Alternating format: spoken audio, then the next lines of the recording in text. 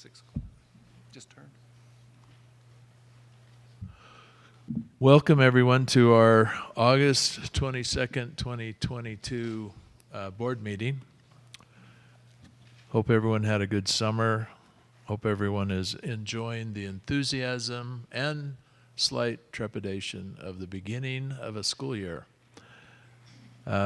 We had a work session on Monday, August the 15th, that we had a little change of schedule. One board member had planned to come in the afternoon, and so we had an agenda that we laid out and shared, and then he was actually there in the morning and had to leave early, so we modified our agenda slightly, and then several people, I'm not sure how many, showed up for the afternoon session, and unfortunately we had already covered that area, and I wanted to apologize to those who showed up and missed that. All the documentation from that meeting is in our presentation tonight, so you'll still see everything that was discussed. So having said that, let me call this meeting to order.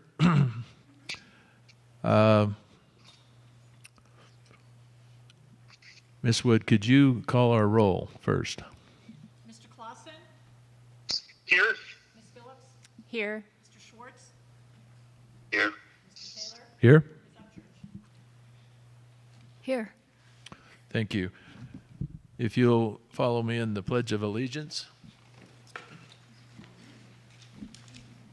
I pledge allegiance to the flag of the United States of America and to the republic for which it stands, one nation, under God, indivisible, with liberty and justice for all.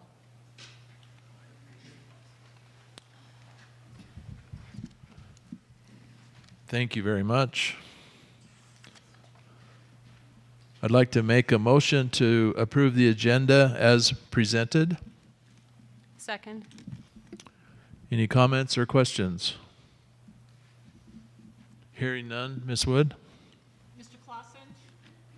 Aye. Ms. Phillips? Aye. Mr. Schwartz? Aye. Mr. Taylor? Aye. Ms. Upchurch? Aye. Thank you.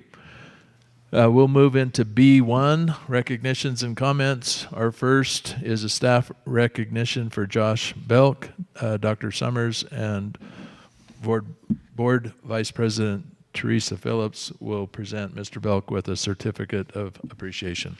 So we're actually going to have Dr. Adam Frank introduce Mr. Josh Belk. So Dr. Frank, if you don't mind coming forward, and Mr. Belk, good to see you here tonight. If you don't also mind coming up front and center, that'd be great. Dr. Frank, I'll hand it over to you, sir. Okay, greetings everybody. We're excited to be able to honor one of our staff members who's been at Palmer Ridge since the beginning when it opened. I got an email earlier, at the end I think of last year, seeking nominations for Colorado Theater Teacher of the Year. And so they were already en route to consider one of our teachers. And then we found out, I think in the summertime, wasn't it, that Josh Belk, theater teacher and also certified in English, was selected as the 2022 Colorado Theater Teacher of the Year.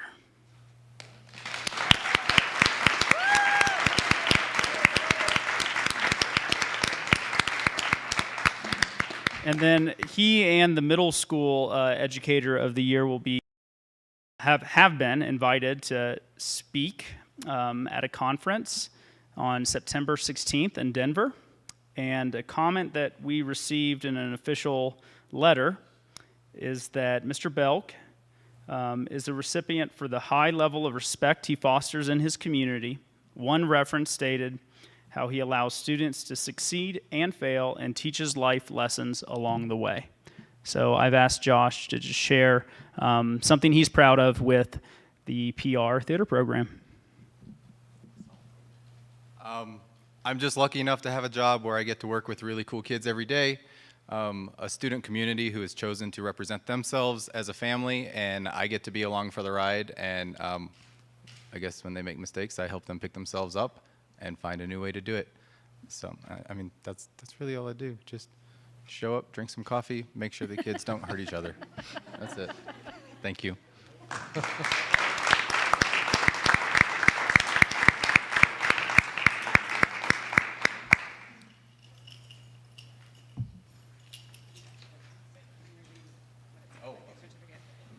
So there's a certificate here from Mr. Belk that reads, "Thank you for your outstanding dedication to the students of Lewis Palmer School District 38 and for your ongoing promotion of the performing arts." Congratulations.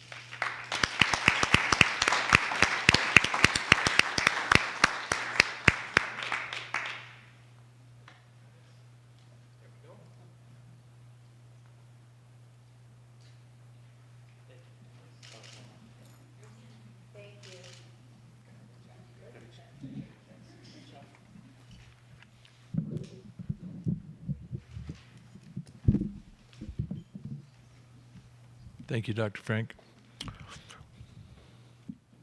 Our next agenda item is B2, staff introduction of Julie Abeta. Abeta, sorry. So I'm going to have Chris Coulter introduce not only our new transportation supervisor, but also our assistant supervisor, and we have both of them in the audience tonight. So if you don't mind coming up, that'd be great. And Chris, I'll hand it over to you. All right, great. Good evening, board, and everybody in the audience. I guess I'm supposed to face somebody. You're good. Okay. Okay. Well, it gives me great pleasure. Since I've been here in February, I'll tell you what, certainly the organization that certainly sort of it keeps me incredibly grounded, because I know I would have absolutely no idea what to do, and my wife won't let me drive anywhere, much less drive the children of Lewis Palmer School District. But I certainly, for some reason, I oversee it. So safety is sort of critical, but they keep me away from the buses. But one of the things that I wanted to mention, we talked a little bit about when we had the board together last week on Monday. One of the things we talked about values. And when I talk about the transportation leadership and the folks that run transportation, that operate transportation, make decisions on behalf of transportation and the students in Lewis Palmer School District, I cannot help but think of one of the words that we talked about last week, and that word would be conviction. But let's talk about those ingredients. And when I look at the two leaders of the transportation organization, I think of words like commitment, loyalty, optimism, patience, and reliability. They are the quintessential members of the conviction team, and we owe them a debt of gratitude each and every day. One of the things that has certainly humbled me when I start to take a look at all of their responsibility, I talked with Julie earlier today, and lots of zeros and very large numbers behind it. But she and her team are responsible for this. They are responsible for 5,000 gallons of diesel consumed per month. They are responsible for 2,500 gallons of unleaded fuel a month. They are responsible for over 120 fleet vehicles, their maintenance, operations, and reliability. They are responsible for greater than 350 annual just activity trips. That's after school, before school, and those types of things. And they all get pulled off safely, comfortably, and they all get pulled off in such a manner that we don't talk about it really. We just know that it gets done. While at the same time, they are the folks that are out there making sure that the streets and the routes are safe, and that things are being done in such a way that all of our kids are going to make it to school safely, our drivers are going to make it home safely, and that we are not going to be reading about things that are going on that we don't want to read about on the 5 o'clock news. So we owe them an absolute debt of gratitude, and I want to make sure that they had a chance to introduce themselves. So just want to come over and just say hi to the board members, but at the same time, I am absolutely humbled by everything they do. Oh. Now I know why you were asking me all those questions. Cram I'm in all of these meetings and I keep on getting texts like, how many fuel am I? Like, what's he got going on? Numbers don't lie. Yeah. I'm greatly honored by the opportunity that has been given to me, and I do take it very seriously. I surround myself with a lot of really great people. Thank thank you very much. And I really enjoy Chris. I find him, he's given me opportunities and put me in places that maybe people before me haven't had an opportunity to be in. And I like that he pushes me forward, and I like that he challenges me. So thank you, Chris. Thank you very much. And this is my super great assistant, Mike Shad. Hello.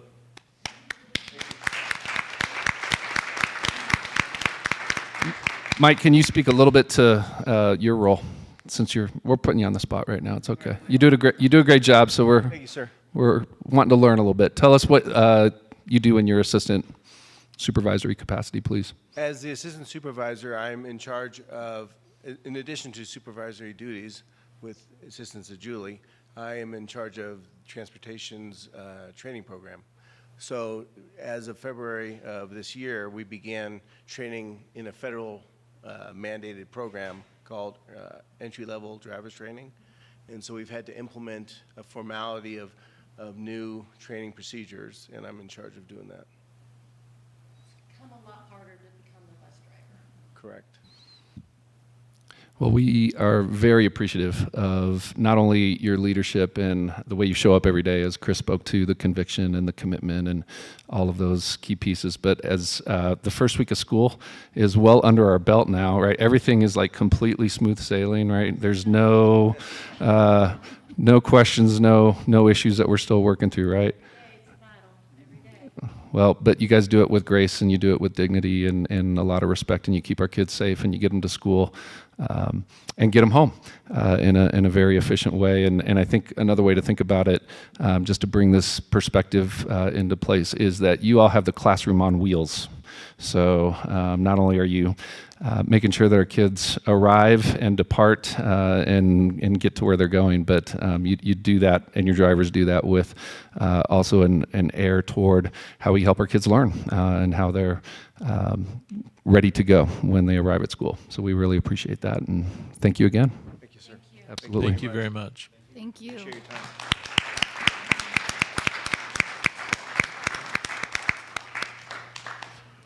At this time, in accordance with policy BEDH, the board will hear comments from members of the public who have signed up to speak.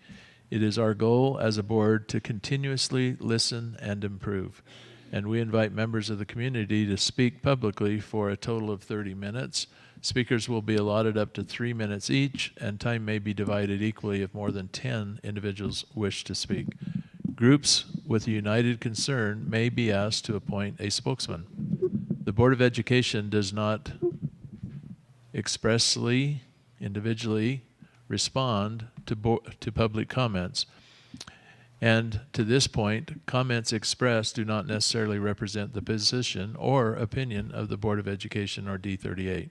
Finally, we ask each of you that you keep comments shared appropriate for our PK-12 audience and respectful at all times.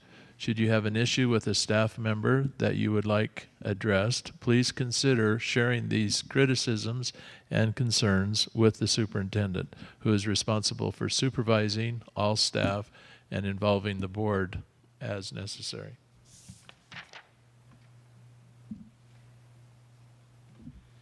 All right.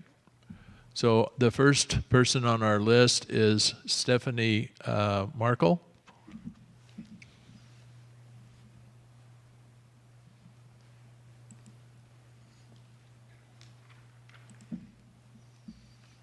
Right. Hello. I am in favor of putting this MLO on the ballot. I teach at PR, so you all know. D38 teachers are struggling with how the community values them in terms of real dollars for the service they provide, and are leaving because of it for better opportunities with higher pay or better positions. At PR alone, 14 teaching positions this year had to be filled, not including long-term subs or supporting staff. We had lucrative sign-on bonuses, otherwise this would not have been possible. Hiring distracts school administrators and thereafter the teachers, who then need to help mentor these new staff members in hope that they stay for the following years when the initial bonus goes away. So much change is also not helpful for students who benefit from stability in adults who are supporting their education.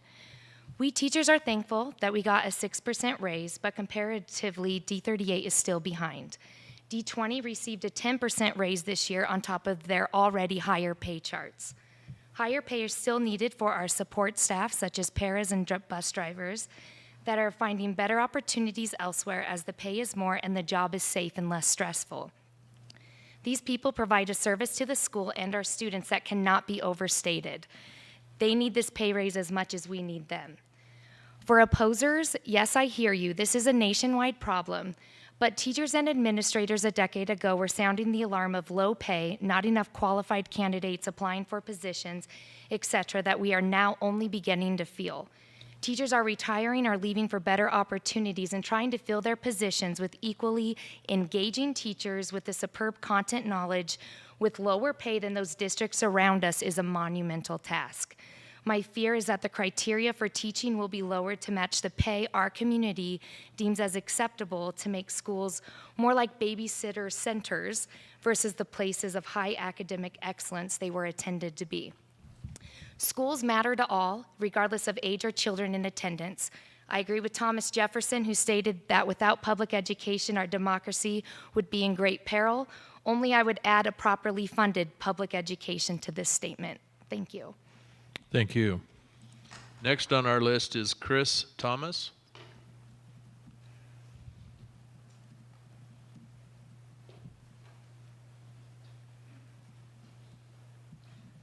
Hello. Chris Thomas. I live in Monument. My children went through D38, K through 12. I'm also a teacher in D38. So as a teacher, community member, and a former parent in the district, I want to express my support for the potential MLO tonight, as well as thank the board and the administration for all your work and getting us to this point and making salaries and wages for teachers and support staff a priority. I want the community at large to know that with this MLO, D38 will not only be able to offer competitive salaries, but also we will be able to maintain the academic excellence parents, teachers, and the greater community has come to expect. When we cannot retain our exceptional staff and teachers and fill vacant positions from bus drivers to paras to licensed teacher positions, we will not be able to maintain our academic excellence for all students in our district. I ask everyone to support our teachers, our staff, and most importantly, our students from preschool through 12th grade.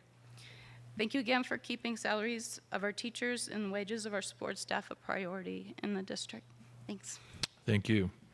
Pete Tomasic? Sorry. I struggle with it myself. So.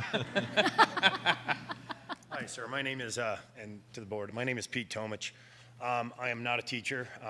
I've spent 27 years serving in Colorado Springs Police Department, so I know what public service is all about. Me and my wife moved to Palmer Lake about 9 years ago because this community reflects our values.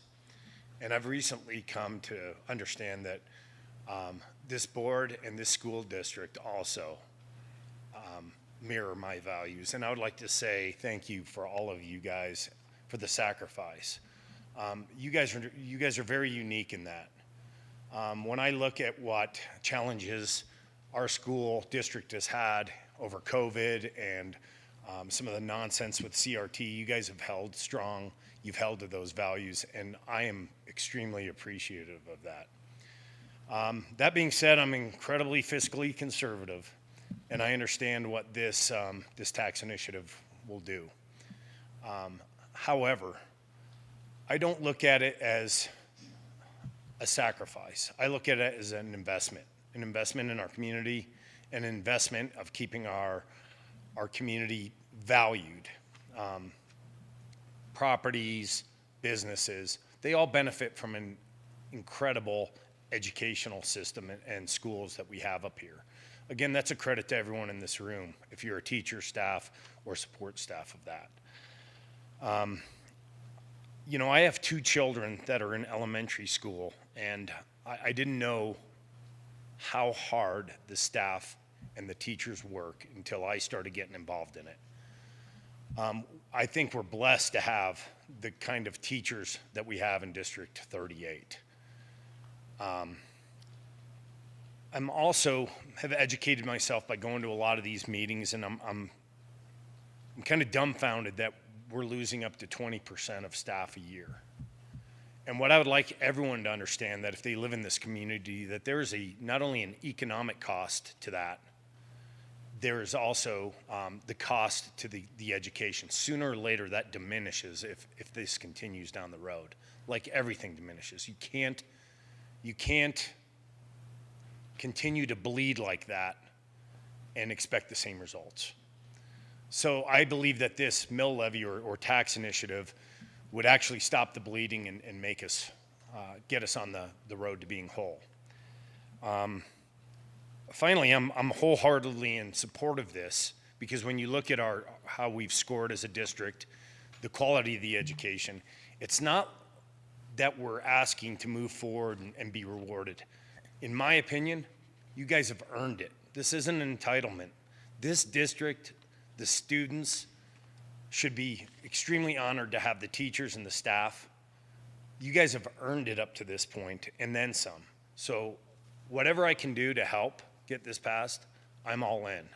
And most of all, I'm so appreciative to the teachers and the staff and the school board for what you've done in the last several years to keep the quality of education as high as it's been under incredibly challenging conditions. So thank you very much.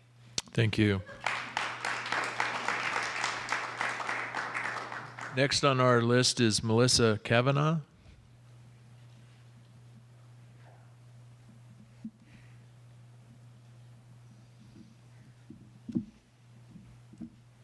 Hi, my name is Melissa Kavanaugh. I live in Monument. I'm a teacher and a parent. Teaching is my passion. I love being with my students. I take my role as a teacher very seriously and strive to be the best I can be. When you hear the rest of what I have to say, please keep in mind my frustrations do not come from hate or anger, but from the heart of a struggling teacher who wants the best for her students and a parent who wants a quality education for her children. The administration at Lewis Palmer High School is the best with which I've ever had the privilege of working. The administration at Lewis Palmer High School cares for students, staff, and teachers. They discipline with fairness and compassion. They go above and beyond. However, this is not enough to retain teachers or attract new teachers. At Lewis Palmer this year, we had 25% of our staff leave. This is not just a number, but a loss of valuable members of our community. This year, we needed 3 new teachers in our math department. We interviewed 4 teachers with the qualification and experience that we were looking for, and they wanted to come to Lewis Palmer High School. We offered them the job. However, when they looked at the salary, they couldn't afford to teach in our district. Last year, we did not have enough custodians to keep the building clean. If I wanted a clean room, I had to vacuum it myself. My boards needed to be cleaned, my desk needed to be wiped down, chairs needed to be disinfected, windows needed to be washed. I couldn't do it all.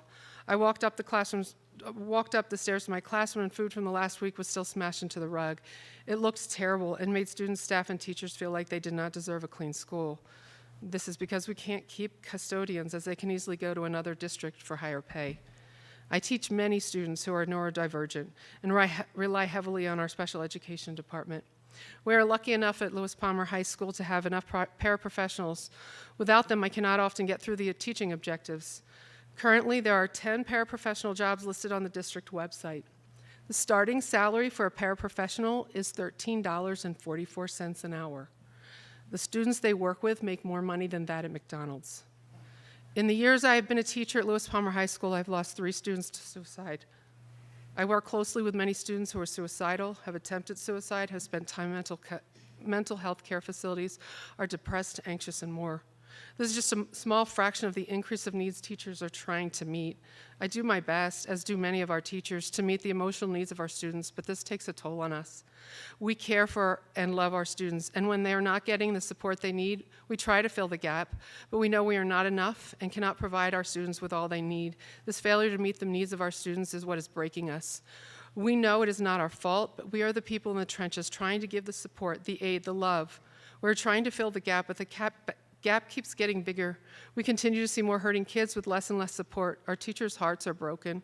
Many are calling it quits because their hearts cannot take anymore. Our kids are hurting, their education is suffering, their mental health is failing, and we have less and less to offer. We need the community to stop believing lies. I implore you to talk to us, the teachers, the paraprofessionals, the bus drivers, the attendant clerk, the school secretaries, the social workers, the counselors, and all the other staff that makes our schools run smoothly and competitively. Talk to us. We'll tell you the truth. The MLO must be put on the ballot, and it must pass. Thank you. Bridget O'Connor.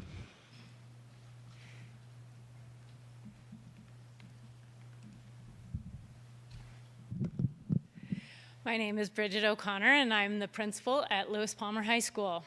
In 1974, my family moved to 82 North Front, 2 blocks from here, and as a 5-year-old, I was so excited to go to kindergarten. I remember Monument when there was no McDonald's, Safeway, or King Soopers, and you had to drive into town to do much of anything. Clearly, much has changed in the almost 50 years I have known this community. As we confront another era of exponential growth, I posit that for me, 2 constants have always been present in this community. One is an excellent school district. As a proud K-12 product, every day I'm incredibly grateful for the teachers and coaches who truly shaped me into the person I am today. Not only did they teach me to read, write, think, and love learning, but they also saw potential in me as a leader and instilled a responsibility to live a life of service. Second is a strong sense of community. Even though there have always been different philosophical and political beliefs, the Tri-Lakes community traditionally has been able to come together and agree upon the value in a strong public school system. The stability of this community has been built on the strength of its educators and families. Together, we act on a belief in providing the best opportunities possible for future generations. Fast forward to 2022. After 22 years in education, 4 different districts, my moral compass drew me back to where my foundation was built. Now serving as a leader for 7 years in D38, we are at a critical juncture to ensure an excellent education for the children in this district. In D38, it's becoming increasingly hard to hire the very best and continue to retain our excellent staff. We continue to strive to make our schools a place of destination through creating a culture of excellence and belonging. Unfortunately, relying on culture as our recruitment tool is unsustainable in today's market.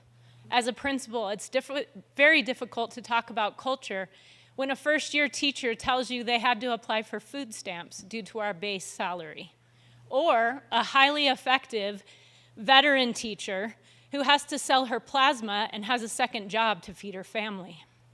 Culture cannot provide life essentials for staff or compete against our neighboring districts. Additionally, we have some very qualified candidates for our classified positions who would love to serve our students in many ways, but they cannot do so at wages that are less than a fast food worker. For years, even decades, D38 has been able to do more with less. I very strongly question this statement and ask, at what cost? We hired an absolutely stellar class of new teachers and classified staff who hope and believe that we will fight for a fair wage for their work. I am confident that we will continue to lose excellent educators who don't have the luxury to choose culture over compensation. They shouldn't have to make that choice. As you enter LPHS, a sign reads, "Expect the best." I urge the board to vote with your conscience tonight, and I encourage the community to fight for the values we all have in common, the belief that our staff and our children deserve the best. Thank you.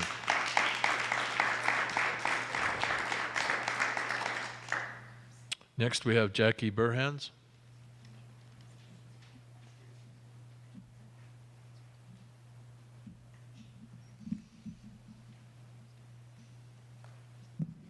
Hi, I'm Jackie. I'll be short because I am short. As you may know, I was holding the petition for Initiative 63, over the last few months trying to get something on the ballot that would raise teacher pay statewide. Unfortunately, we didn't get enough signatures to get on the ballot. What that means is no one is coming to save us. But that's okay, because due to local control, we have the ability to save ourselves.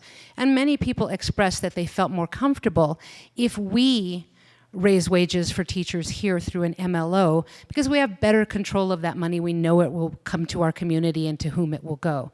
So since no one's coming to save us, I urge you to help us save ourselves by putting this on the ballot so we can vote yes. Thanks.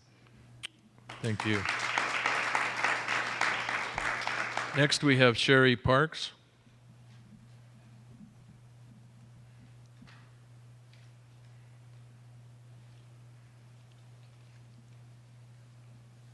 Hello, everyone.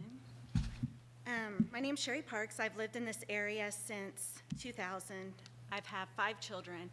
I've had them all go through this school district at different levels. I have a graduate of PR, a graduate of LP, and I've had 2 kids at Palmer Lake Elementary, as well as they are now at MA.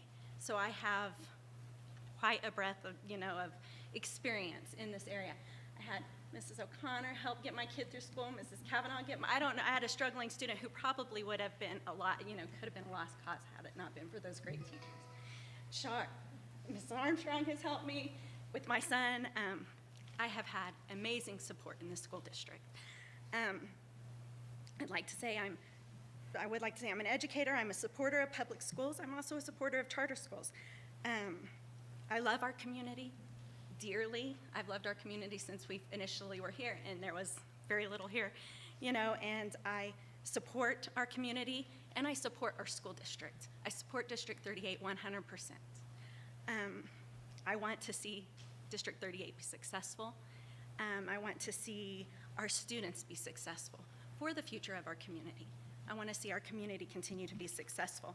I want to see us keep qualified staff so that we can have that throughout our students through long term, not just tomorrow or the next day.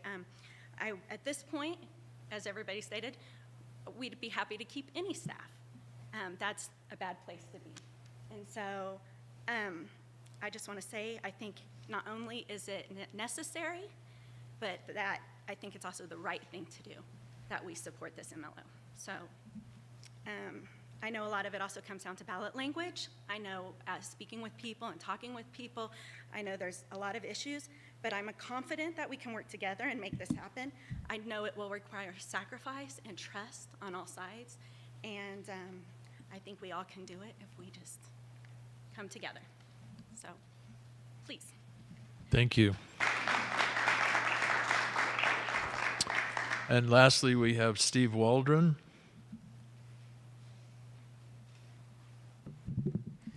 Hi, I'm Steve Waldman, and my son went to the school district from kindergarten, and he graduated from Lewis Palmer High School. In February, Monument Academy issued a proclamation that essentially said that allowing transgender students to use the bathroom of their gender identity violates natural law and moral truth, but that because it was the law, they were reluctantly going to have to follow it, but that they wanted their parents to lobby their legislators to try and change the law. In response to their proclamation, this board issued a strongly worded statement that said that the Monument Academy's proclamation did not reflect your position or policy. Once Monument Academy read your statement, they crumpled it up and threw it in the trash. How do we know they did that? Because last month, they amended their uniform and dress code policy. Their policy now says that students must dress according to the board's view of what they think a boy or girl should wear. Specifically, girls cannot wear ties, and boys cannot wear skirts, fingernail polish, or makeup. This is a clear violation of Colorado law. In the law, charter schools cannot discriminate against a student for exercising their gender expression or gender identity. Gender expression is defined as an individual's way of reflecting and expressing the individual's gender to the outside world, typically demonstrated through appearance, dress, and behavior. Gender identity is an individual's innate sense of the individual's own gender, which may or may not correspond with the individual's sex assigned at birth. Monument Academy does not care about these laws. They are going to force their students to act and dress as the board wants. I contacted the Colorado Board of Education and asked them if they would enforce the law. They told me to contact the Monument Academy Board and the Lewis Palmer Board. I then contacted the Monument Academy Board, and they told me that although they were aware of the law, they were not going to change their policy, and that if I did not like their response, that I should contact you. That's why I'm here today.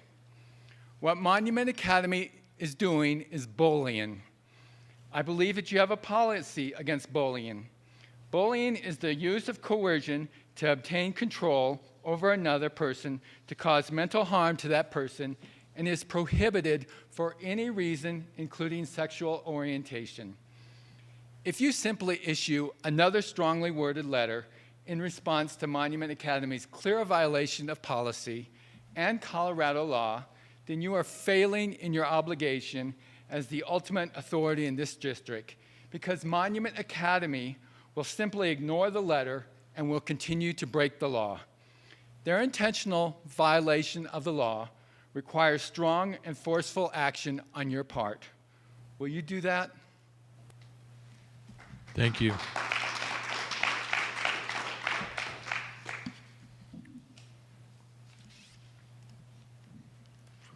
We'll now move to agenda item B4, which is board member comments.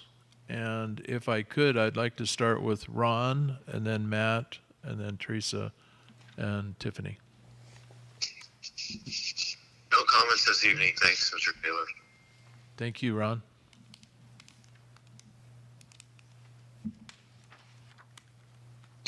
Mr. Taylor, I think it's my turn. Just want to welcome everyone back. We're excited for another great school year. And as always, I want to express my appreciation to our teachers, administrators, and other team members for the great job that they do for our students. Thank you, Matt.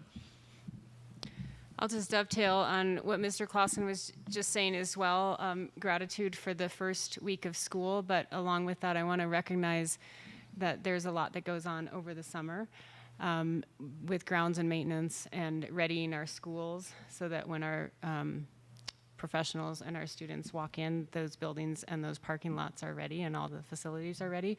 So I just wanted to recognize that and the wonderful job the administrative teams do in terms of their own development and readying themselves to work through the year in a very positive way. And of course, all of our teachers and support staff. So thank you to everyone who's helped open up. Thank you. Tiffany? I actually have a few announcements I want to make, but I also want to say welcome back, families and staff, old and new. If you're new to the district, welcome aboard. If you're veterans and seasoned families and staff and students in our school district, then welcome back. We've been through ups and downs, but ultimately we strive to meet our kids right where they are to ensure that they're receiving a top-notch education.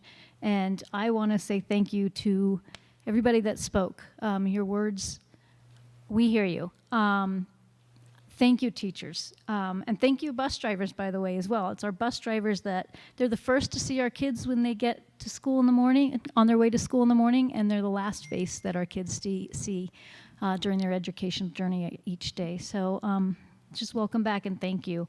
I know this is a very busy time for everyone, and there's a lot to do and requires us to jump in feet first sometimes. And there's a lot of ways that our community members and our families can get involved and be engaged. And we strongly want, desire, and plead with our community and our families and our teachers and staff and students to get involved. This September, last year we left off with talking about DAC.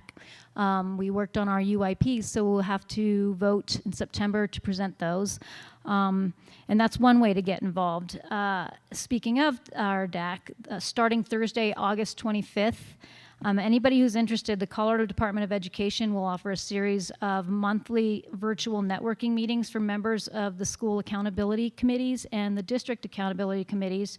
The meeting will include content from CDE and promising practices and the opportunity just to network with other DACs and SACs from across the state, just to see how they do things, and just a good networking opportunity. And if you want more information, you can either email me and I can forward you the email, or you can reach out to the CDE.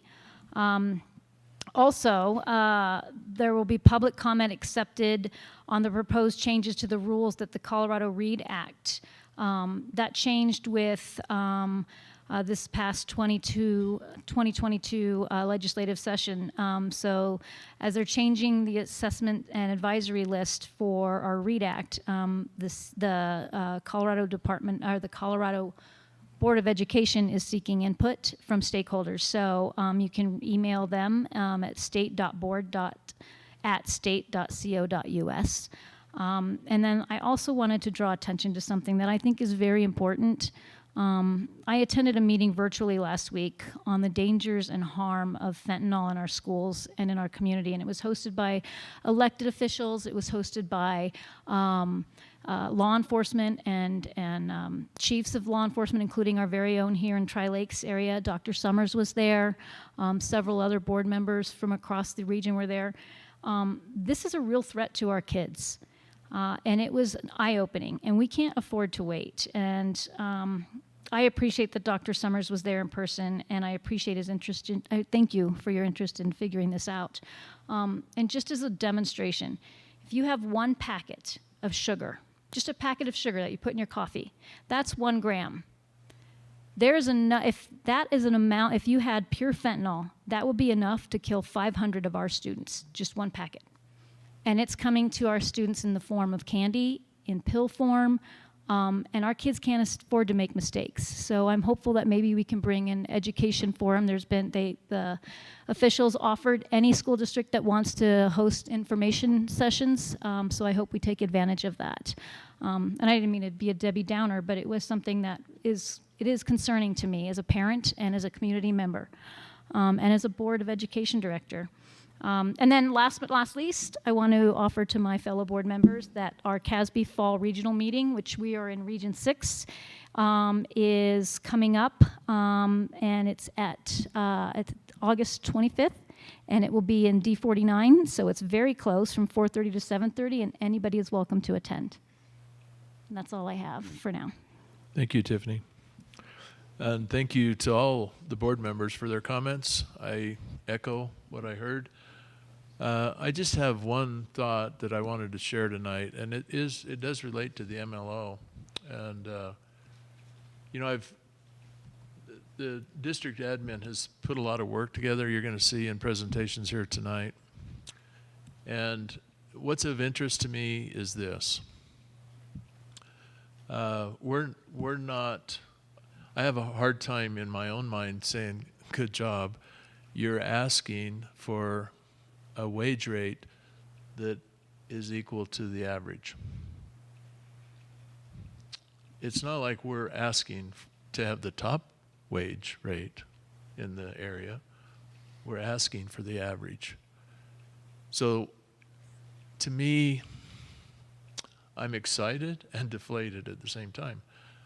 You know, it's mixed emotions that I have because I see the data. Our community in the aggregate is one of the most economic well-off communities in the state. And yet we're on the low end in terms of funding education. And to me, that's the dilemma. How can we as a community sit by and let our education system slowly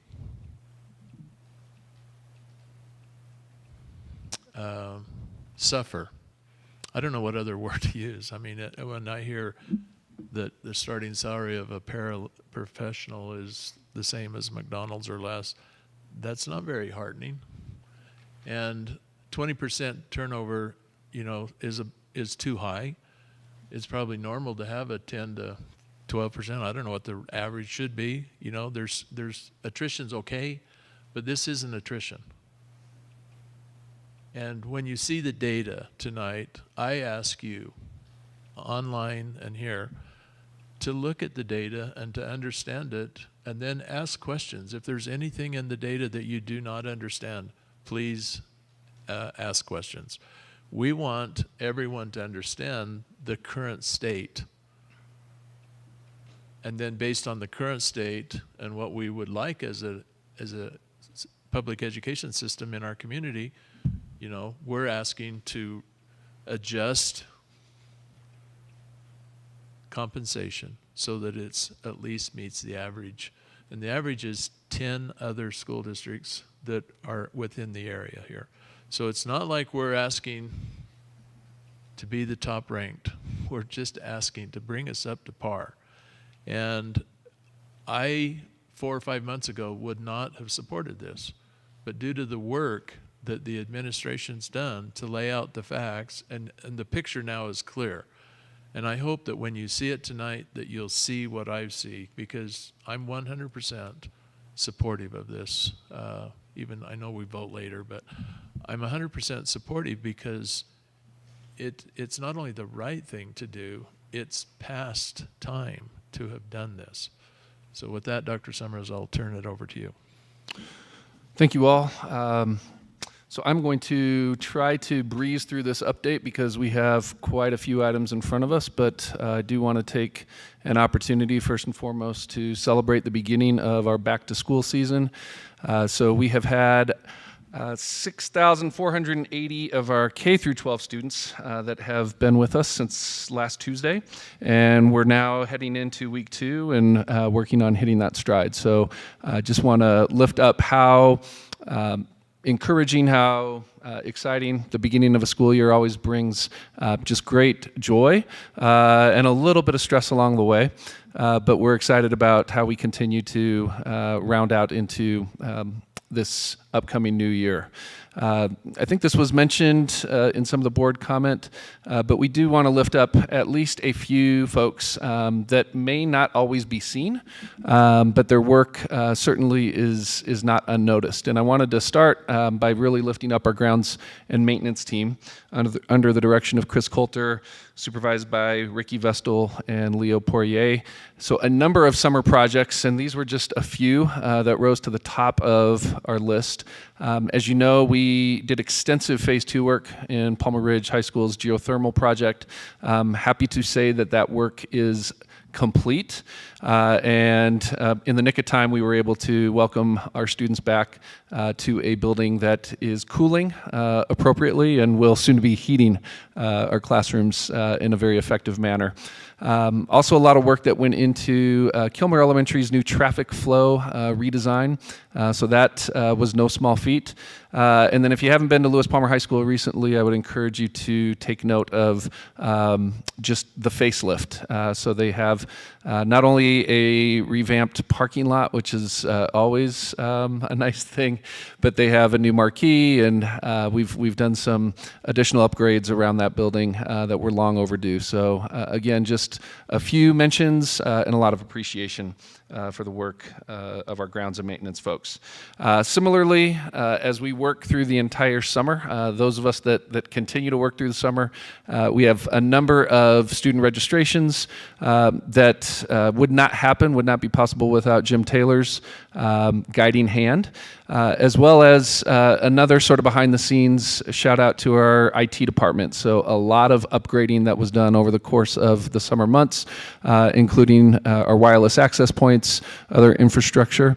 And then I did want to give just a special kudos to Leslie Boyce. Leslie is our, what we refer to as our IC guru, Infinite Campus. And so when students received their schedules on schedule, more or less, actually there was a big to-do about that, and Leslie went above and beyond. She took the extra time, went late into the evening, and was able to find a very unique way to help those schedules be released as scheduled.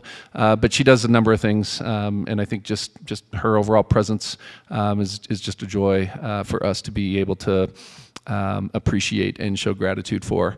And then as the next few slides will show you, we've had our human resources team very hard at work with a lot of onboarding, totaling 138 staff as of today and counting. So just a big shout out and appreciation there.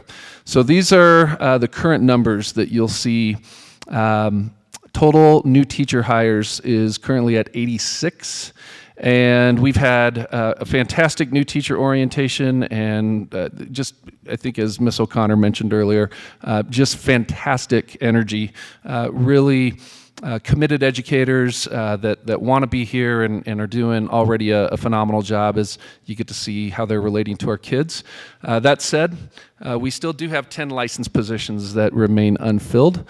And in our classified or support staff ranks, we hired 52 new staff, but also have approximately 30 plus positions that are remaining unfilled. So I don't want to read through this necessarily bullet by bullet, but what I do want to express is that these are not just vacancies without an impact. And so when you think about how those impacts play themselves out real time, day in, day out.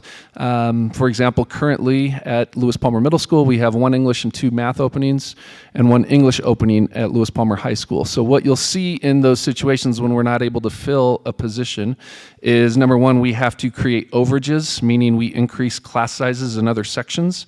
And then we have our current teachers who essentially sacrifice a planning period and take on those extra sections as additional duty. So you'll see that in a number of areas here. The total, again, is 10. When you look at special education teacher positions, those are increasing our caseloads and creating some strains as it pertains to programming and scheduling and other dynamics. And then you'll see some of our support staff numbers as you go through this list, everything through unfilled custodial positions, which you heard earlier tonight, the impact of that in terms of being able to keep our buildings clean. Nutritional services staff, we have longer lunch lines, again, different things that impact our schedules, as well as a significant number of unfilled paraprofessional positions right now, again, with key impact to special education. So that's just a snapshot, and I can tell you that each of those numbers obviously depicts significant ripple effects as we look at how this occurs throughout our system. So certainly the search continues. We're still very actively hiring. Normally you'll kind of round into August and say, well, we've sort of wrapped up that hiring season from last spring. And the reality is this is the current state, and it's certainly impacting us in our district. This is impacting every district, I will also say that. So it's not necessarily that we're unique in this. However, this is our local community, and this is something that will certainly play into a conversation that we're having in more detail tonight. So I'll leave the presentation around our MLO and what is all involved there for when we get to that item. We also have a presentation around character education and just continuing the conversations that were in place from last year. So we're excited to share with you where that is. I did want to, just on this quick slide, share a preview of some upcoming work. Ms. Upchurch, thanks for lifting up the work around our DAC, school accountability committees, et cetera. We anticipate looking into September, sharing with you what all of our academic achievement and growth data was from this previous school year. You also heard, I think, a comment earlier from Chris Coulter. Something that we are currently engaged in is a course value identification process. And as you may recall, last week on Monday, during our meeting, we worked through a similar process as a governance team. So we're excited about how that work will align very closely with our strategic plan. And some of our next steps there as we work into the fall will include phase 2 of our portrait of a graduate in terms of the success that we're looking for on behalf of each and every one of our students and preparing them for the success that they're to experience, not only through our system, but as they prepare beyond. We also spent some time, as you recall, last week, looking at some preliminary development of key performance indicators. So we're really focused this year on defining what success is and how we will know we're on our way toward meeting those various indicators within the purview of the strategic plan. And then I did want to call out something that will be re-engaged a little bit later this fall, and that's going to be our long-range planning committee. So we do have quite a bit of work to do, both with regards to growth projections, the impact on overall enrollment and school assignment, including how we approach our facilities condition index, revisiting our GRACE best potential plans. So there's a lot of work that will be coming around that particular topic. And then just a reminder that we are going to continue to commit to how we strengthen the D38 governance team. So we're excited about the work that we've had as a foundation that we can build upon and really taking that to the next level and elevating our success district-wide. Just a few other noteworthy updates. So did want to shout out our first annual 4th of July festival success. We had more than 3,000 individuals participate with more than 1,000 children from the region. So we were able to host a community gathering right in our backyard here.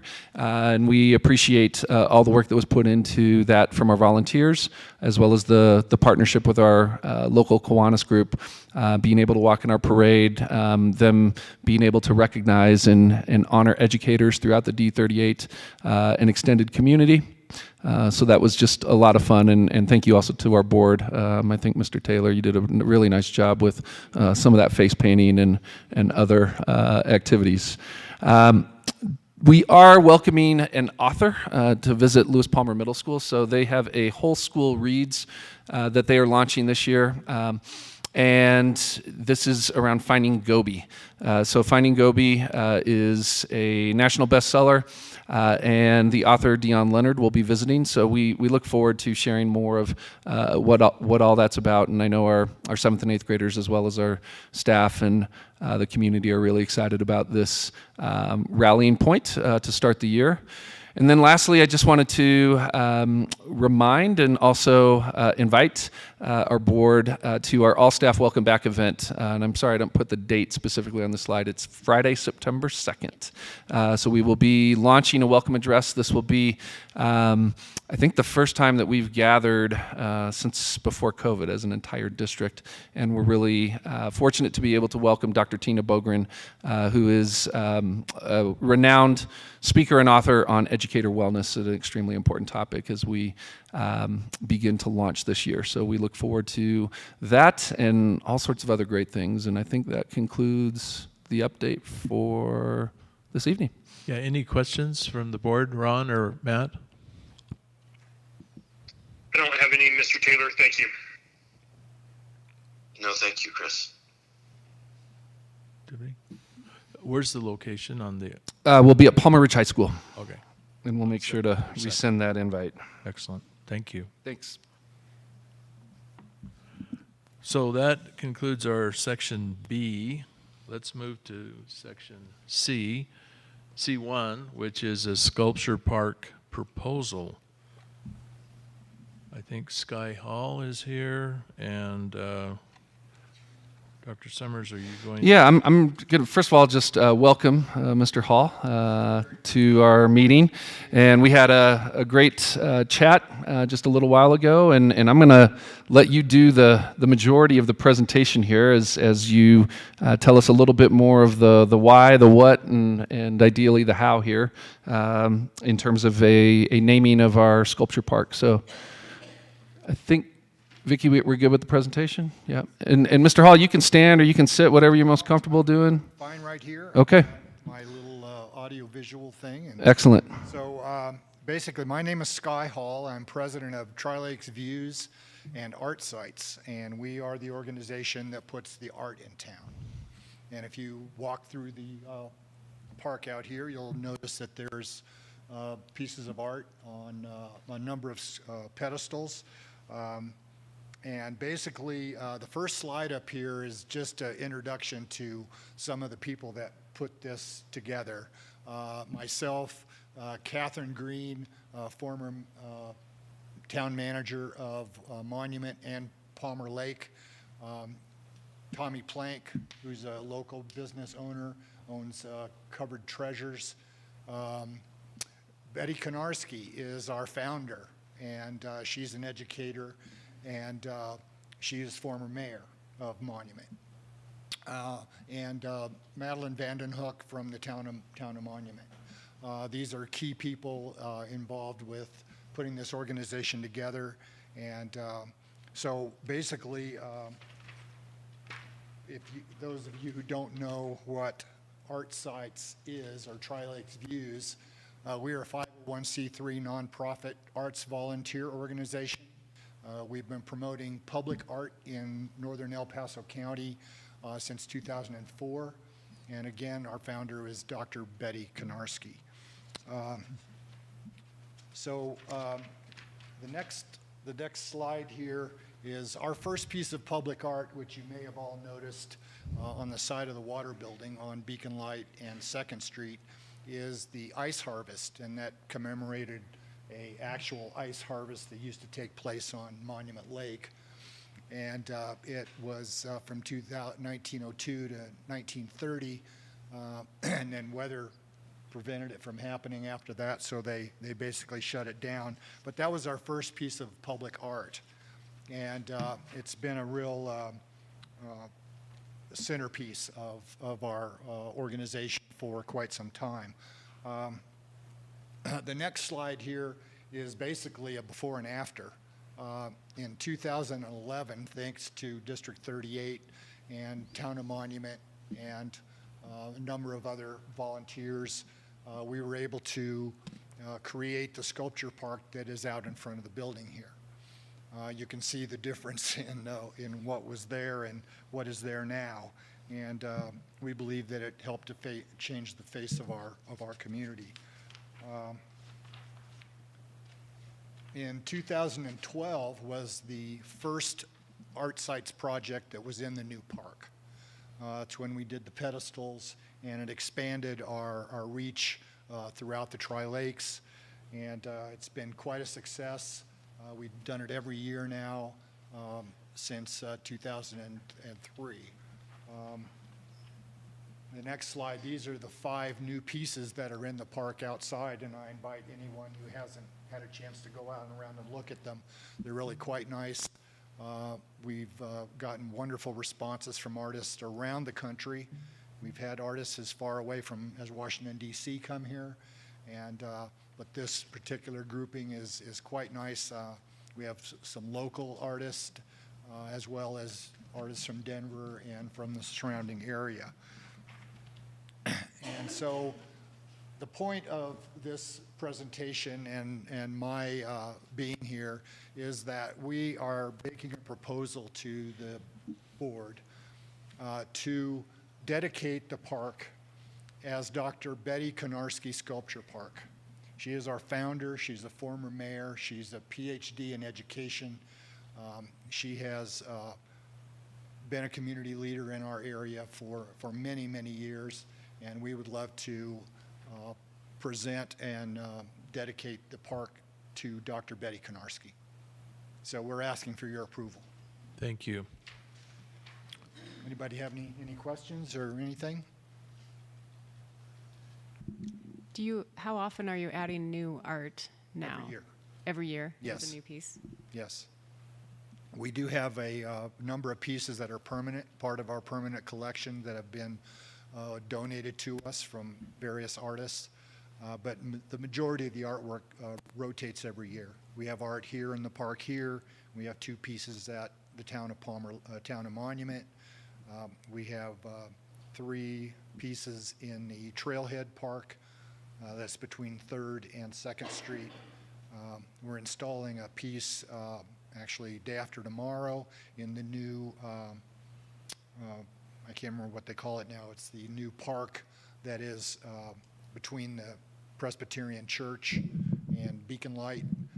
There's another piece going in there. So we're very proud of what we've done, and we want to continue it, and we think that it'd be really beneficial and good for our organization and for the community to dedicate the park to Dr. Konarski. And if someone wants to get a hold of you, is Art Sites have Yes. a website? It's Tri-Lakes Views at gmail.com. You can email me, Sky Hall. You can call me. I'll give you my phone number.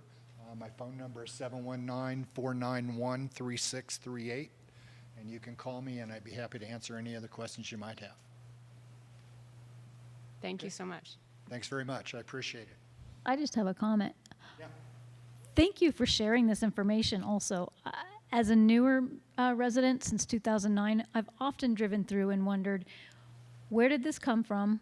Who decides what sculptures? And I absolutely love every year when they change, and I often wonder, where do the old ones go? And where do the new ones come from? So this is very educational, but where do the old ones go? We do a call to artists every year at the beginning of the year. It usually starts in March. And we send out a call to artists around the country. And we get responses back, and our committee chooses the art to go on the different pedestals. The art from one year will go back to the artist if it does not sell, which is, we've had opportunities where we've been able to sell pieces of art. The Aspen Grove, which is in the roundabout at Baptist Road and Old Denver Highway, was a commission. Basically, the county contacted us and said, would you put a piece of art in the roundabout? So we commissioned an artist, and we were able to raise funds from the sale of that piece of art. And so that is one thing. And then the art, if the art doesn't sell, it goes back to the artist, and a new artist will come and will install their pieces. So it happens every year. Do you envision putting more pieces throughout the community? Our plan is to do that. There's more pedestal locations being put along Beacon Light, along Lavlet Park. There will be some more pedestals there.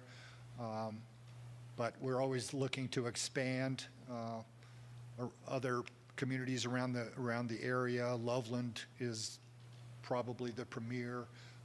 They have a huge international sculpture show every year. They bring people from all over the world to come there. And I don't propose that we're ever going to be that, but it would certainly be nice if we could have, a more pronounced play, and then we could add more art in other places. So. All right. Thank you, Sky. Thank you very much. I'd like to make a motion to approve the proposal to formally name the Big Red Sculpture Park the Dr. Betty Konarski Sculpture Park in recognition of her commitment to the arts and the entire Tri-Lakes community. Second the motion. Comments? Questions? Hearing none. Ms. Wood? Mr. Clausen? Aye. Ms. Phillips? Aye. Mr. Schwartz? Aye. Mr. Taylor? Aye. Ms. Upchurch? Aye. Let's move on to C2. And thank you again, Sky. We appreciate your presentation. Thank you. So as Vicky cues the presentation, I'm going to invite Mr. Brett Ridgway up to our table, and we're going to share this presentation. So I'm going to take the first 7 or 8 slides, and then Mr. Ridgway is going to take it from there.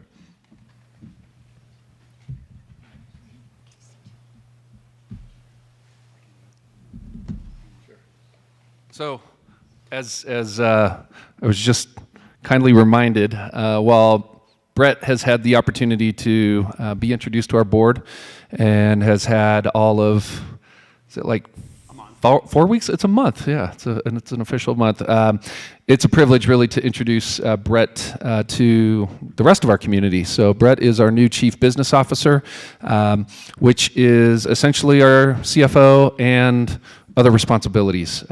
We're very fortunate to have acquired him in a transition, so he's coming to us with multiple years of experience in a similar role, most recently in District 49.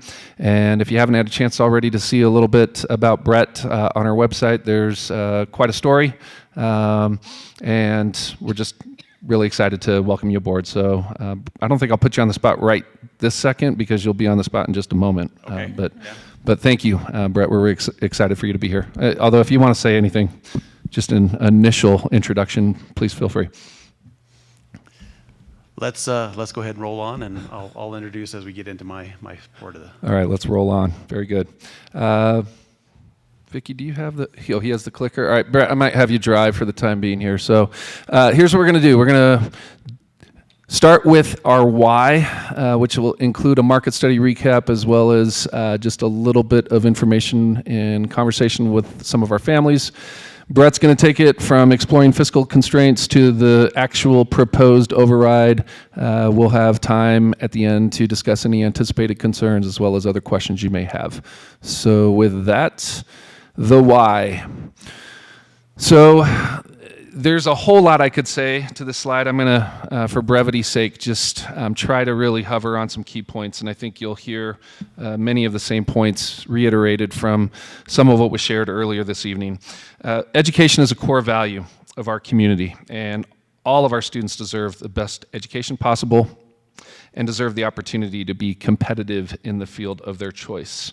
And the way I think we get there primarily is caring, competent, community-based, and committed educators who, in partnership with our parents and our broader community, help drive our system and fuel our future success. As we know, critical in that equation is teacher stability, attracting and retaining the very best.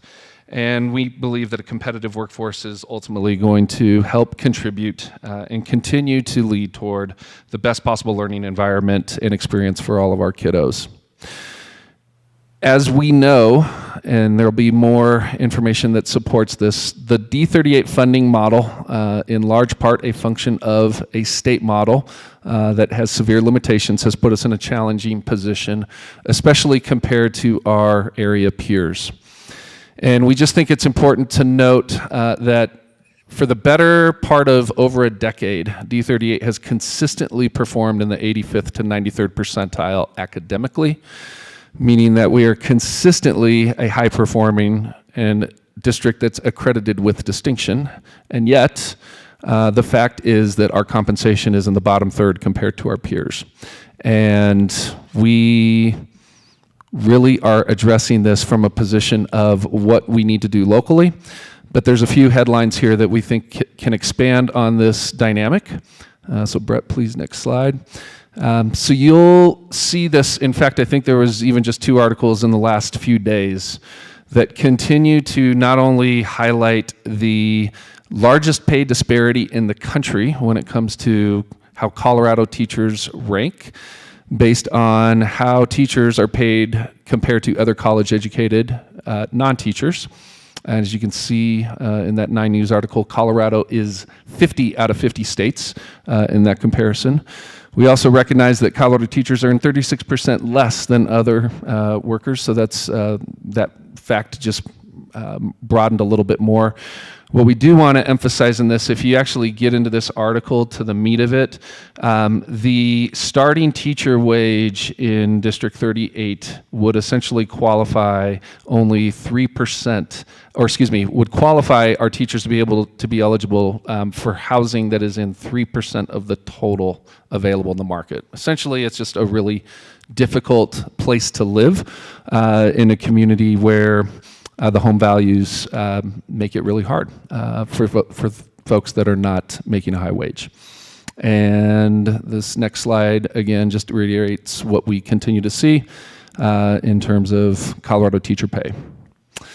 So with that, as you recall from extensive work that was completed last year, we had a market study that compared ourselves to 10 peer districts that are listed on the right-hand side of this spreadsheet. So these are districts that we are consistently competing with in terms of staff recruitment, retention, all the above. And as we demonstrated in this independent study, our licensed staff, specifically our teachers, as well as hourly classified support staff, are all underpaid by roughly 10% below the regional average. Administrators who are not technically part of this ask are also underpaid about 10%, so it really applies to our entire workforce. We also know that D38 is last regionally in starting pay, currently just above $38,000, which has definitely impacted our recruitment for newer teachers. And the entirety of our licensed salary schedule is below market pay, despite performance, again, continuously in the top 15 or 10% of the state.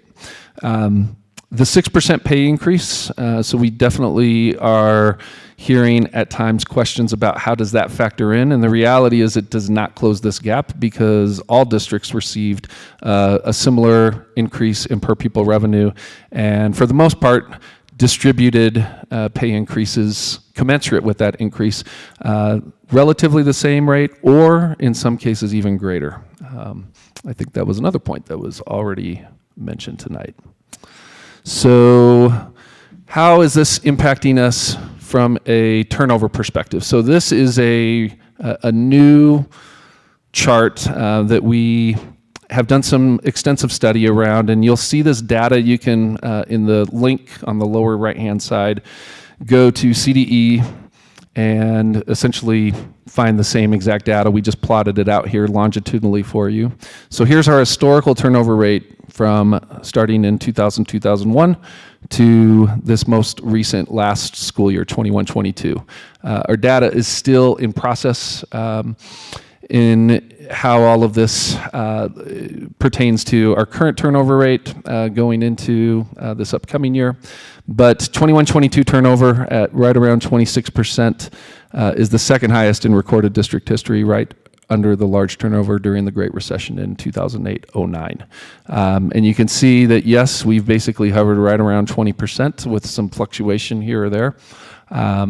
But again, this is making it very difficult to sustain the staff in terms of teacher stability, and is a real difficult dynamic for us to encounter year over year. We can certainly speak to that from a staff perspective, but we thought this particular set of quotes just gives you some perspective based on some conversations that we have had over the past several weeks. We've heard from some of our families, and so these were some poignant comments that we just felt deserved some mention from a parent perspective. So my youngest has lost every teacher he's had from 1st to 5th grade, mainly because of wages. Longevity and familiar faces really does impact the confidence of the students and their excitement for upcoming years. And again, having longevity at a school brings a wealth of benefits. Lesson plans that have been revamped, improved, and enriched come with longevity as well. So we just thought we'd make mention of that. And we're going to dive here into exploring fiscal constraints, but maybe just a slight pause for any questions that I can speak to relating to some of the underlying why. I had one question. This 6% pay increase, I just want to make sure I understand. Sure.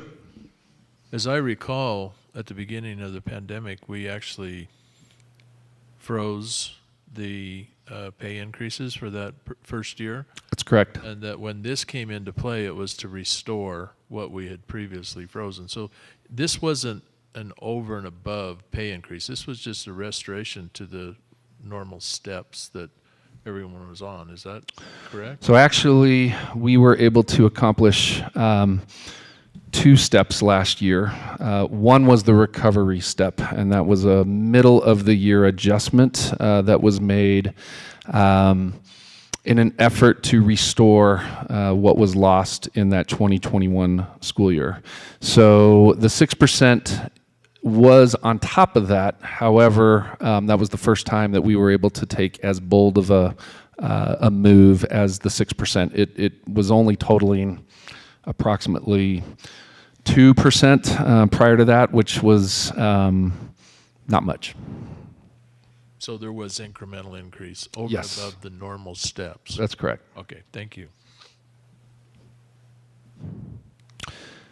Anything else before hand the mic off to Mr. Ridgway. All right, sir. Okay, thank you. Brett Ridgway, Chief Business Officer. As Casey mentioned, I'm new to the district now, about a month on board, but I am from the area. I've spent 13 years in this same role at District 49, so familiar with the work and familiar with this area and the issues that we have in play here. And so I want to just run you through a few pieces of data, give you a chance to ask some questions, make some observations, etc. This first chart is a graph that I have a data table on the next slide for that I go through the actual numbers. But this is the depiction of what I'm calling general purpose per pupil revenue for 11 school districts in our region, in our local area. I apologize, there's one district that's different from the earlier mentioned, the earlier list, and that would be that Woodland Park. I dropped Woodland Park out of this and put Elizabeth School District into this list. That wouldn't have changed the result of this list in any case, because the result of this is that Lewis Palmer 38 is over on the far right when this list is sorted from left to right in terms of highest to lowest in general purpose pure per pupil revenue.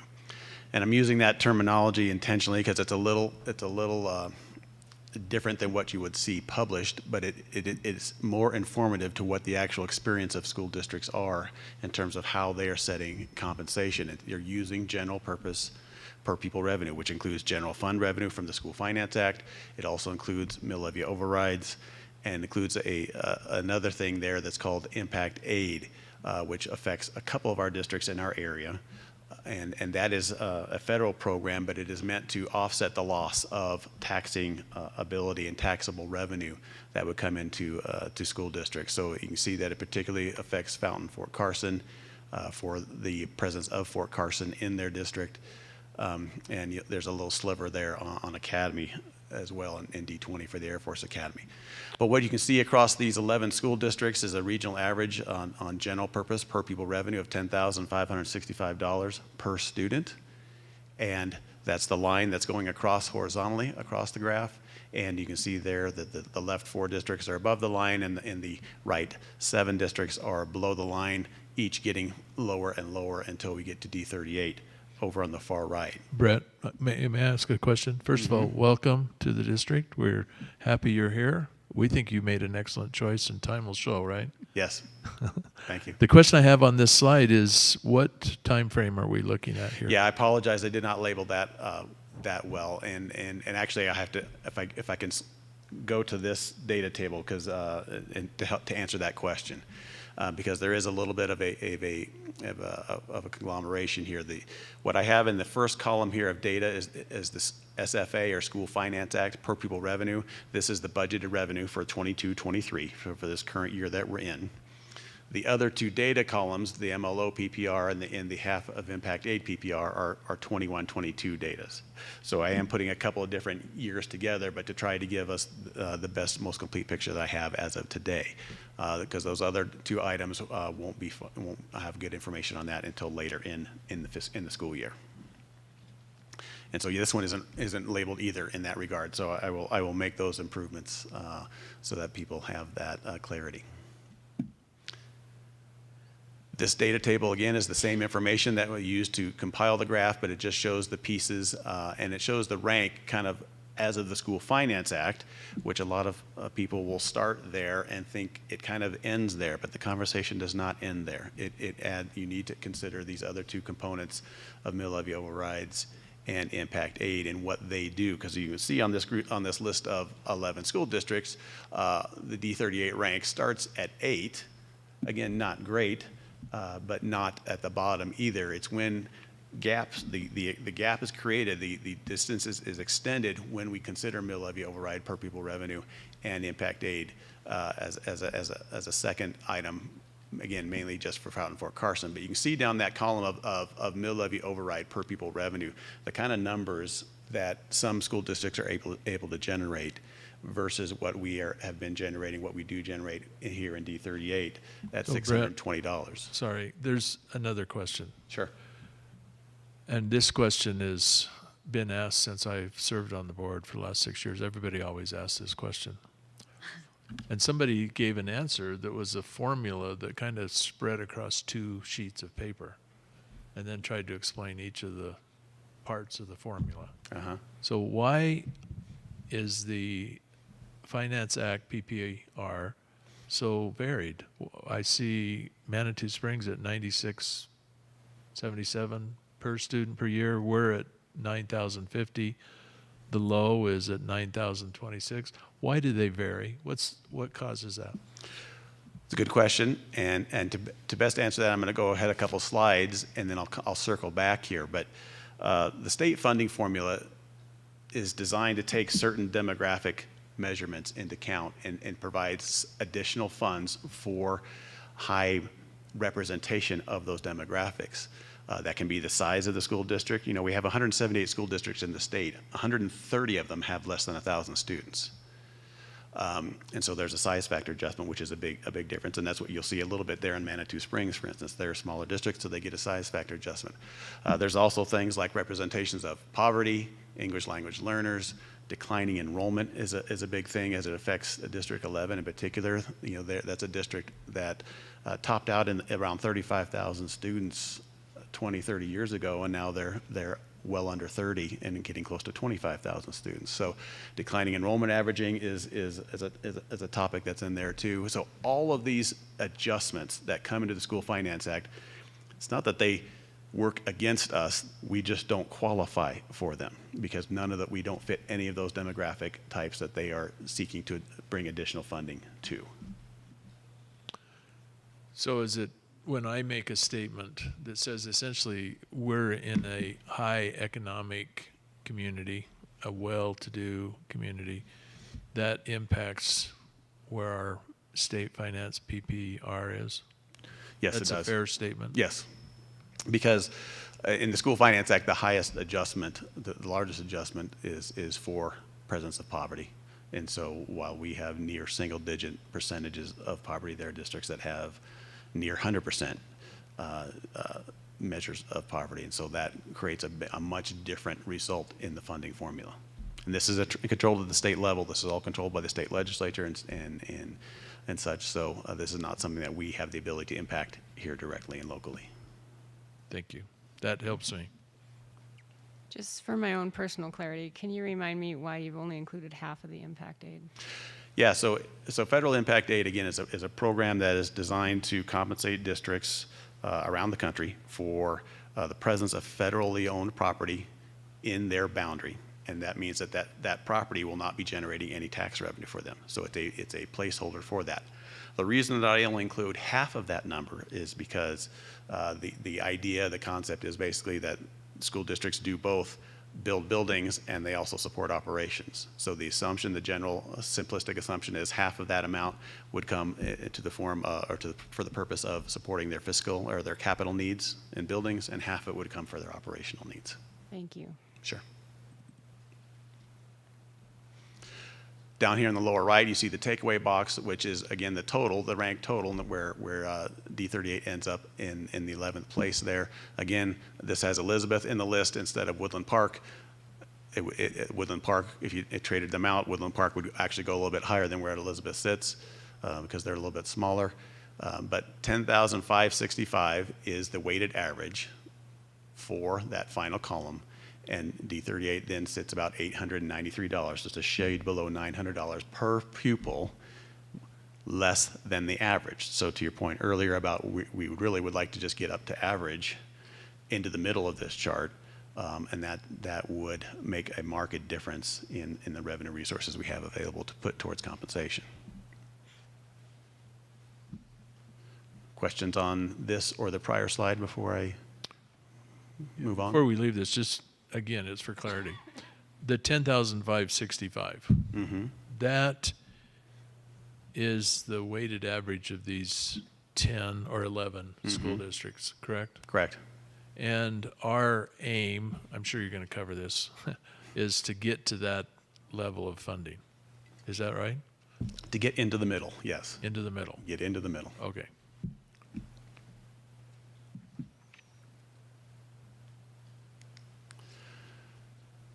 one of the things that, obviously we have a mill levy override, which is great. At least we're not starting from zero.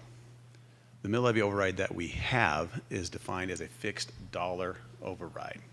And one of the fiscal constraints that we have is because of the age of that override and really the time value of money and how that has eroded over time. Since that passed in 1999 and established a $4 million fixed dollar override, the value of $4 million in 1999 is equivalent to $7.2 million in today's dollars. And so that represents an erosion of impact of $3.2 million over the life of that override, which is 44% of its impact has basically been eroded away over time because it's been defined as a fixed dollar override. It has not increased with inflation or as the community grows by volume, either one. It's just stayed static at $4 million.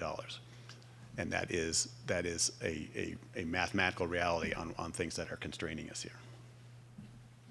So another way of saying that would be if the 99 MLO would have been at some mill rate rather than at $4 million, today it would be generating $7.2 million in today's assessment process and levy process. That's correct. And if I look at some of the historical data here that I have on my machine, the mill levy override in terms of numbers of mills, going back to like 2005 was almost 12 mills. 12 mills it took to generate $4 million back in 2005. Now this year, that same $4 million is only costing 5 mills. Okay, so again, the mill rate is reduced by half. So it's actually reduced more than the erosion of dollars, being that represents the growth of the community over that time as well.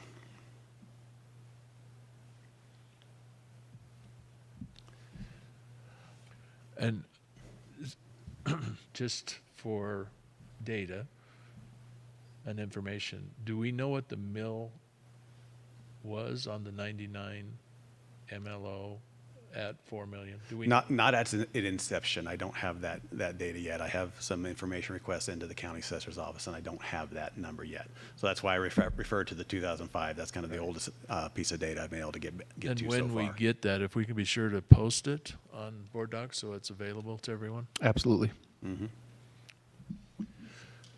So that's my 1A point about the local constraints. The 1B is just an observation that the D38 community is supporting its schools at 51% of its theoretical taxing potential.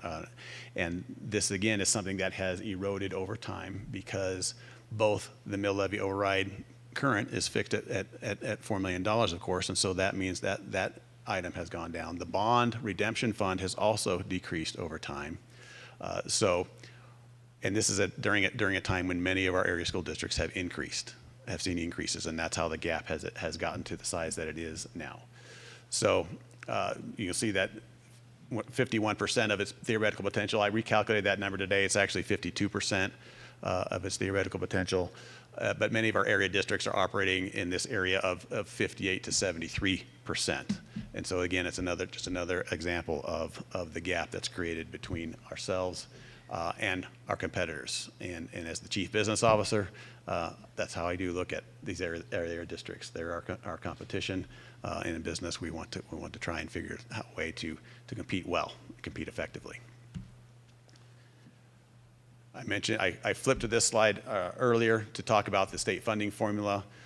And this is not something that will change because this is how state funding formulas work across the country.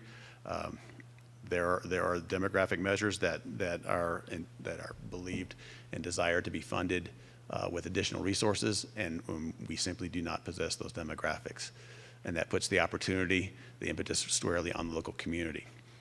Number 3 here, we mentioned in public comment, it was mentioned about Initiative 63 not going onto the ballot. And there's been a number of initiatives over the past years that would create a change statewide. And that would be good, but none of them have passed, of course. That would have been good and helpful to raise all boats at once. But again, what the issue that we're focused on, that we are facing, is our relative position in this community of school districts. And so even if any of those initiatives would have passed, we would still be in the same relative place of disparity, of challenge with those competitors. So, so all of those statewide issues are never going to be as important or as impactful as something that happens locally. The money that's generated locally will stay locally and can be applied locally.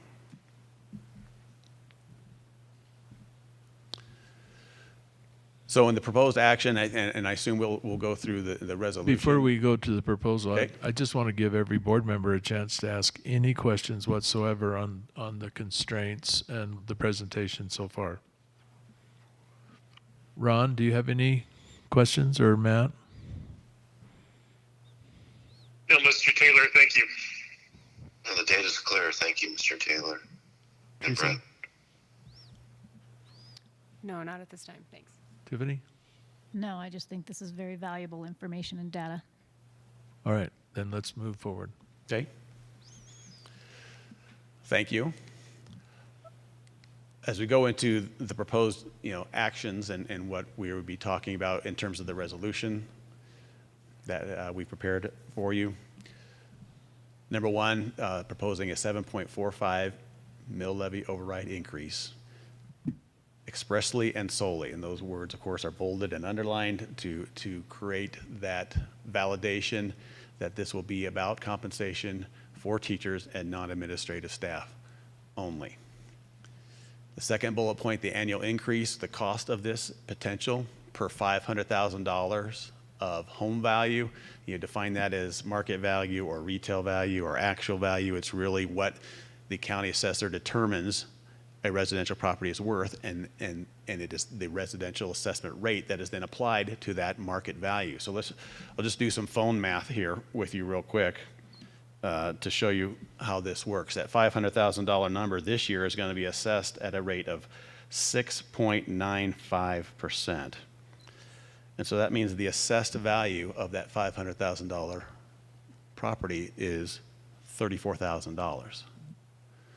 That's what the mill rates are then applied to. If you take this mill that we're talking about, 7.45, that's expressed as a whole number. You have to divide it by 1,000 in order to apply it to the assessed value here. So you take 7.4, you multiply the 34,750 times the 7.45 and divide that by 1,000, and you get the resulting $258.89 per year. And if you break that down into a monthly payment, that's about $20, a little over $20 a month for that. I won't call it an average. It's close to the average value of a home in the community, but it's a nice even multiple that people can measure their own properties against. The third bullet point there reflects the resulting $5.55 million of revenue in the resolution. You'll see it referred to as $5.6 million. You can talk about that as to why that is rounded up that way. And 5.55, of course, is higher than what we may have seen in the past. That's because I've done an update on the projection of assessed value growth from year to year. That actual update will come in later this week. So we're about 3 days too quick for that. That's why I went ahead and made an estimate that way. So 5.55 is my current number. And you can see that would be split between the operated schools and Monument Academy at a 4.55 and $1 million, respectively, based on the ratio of students in the two entities. And then finally, as we have mentioned, the average impact of D38 staff would be an average increase of 8% in gross pay. Some segments will be higher, some will be lower, and administrators, again, will not be included in this proposal. So just for clarity, again, the previous bullet, about 4.55 is for D38? Yeah, for the D38 staff, operated schools. And then about $1 million for MA staff. That breakdown is based on head count. It's based on head count. So it will differ, right, when we get actual numbers. So this is based on a pretty simple 82 to 18%, I believe, ratio. And so that number will differ, and it will change year to year.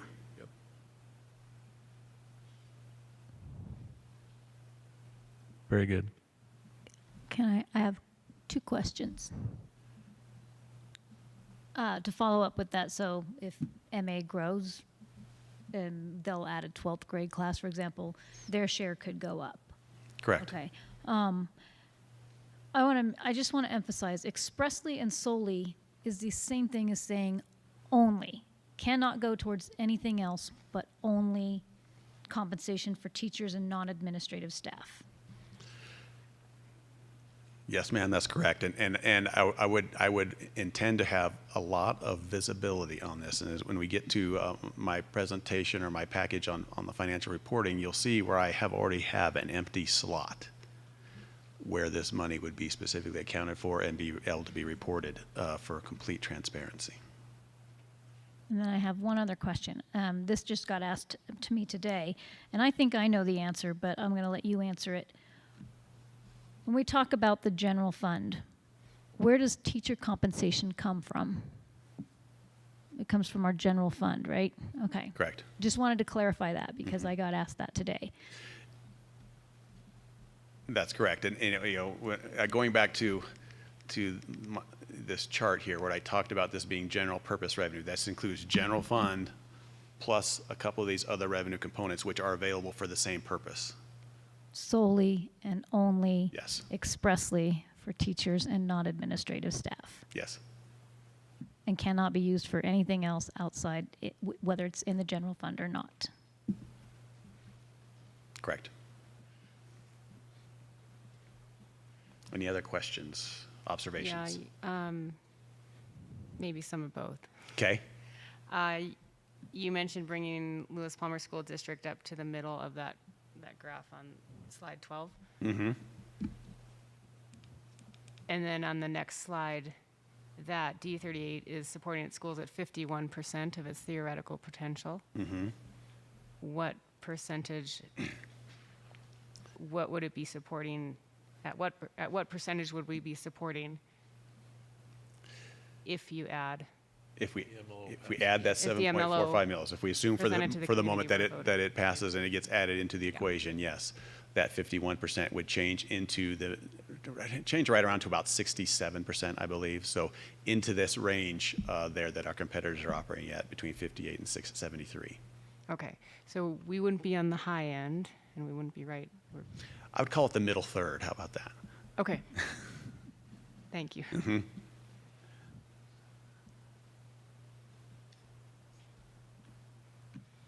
That was a great question, and if we could update the presentation that's on board docs with the actual, I think that would be useful to see where that is. It's a good question.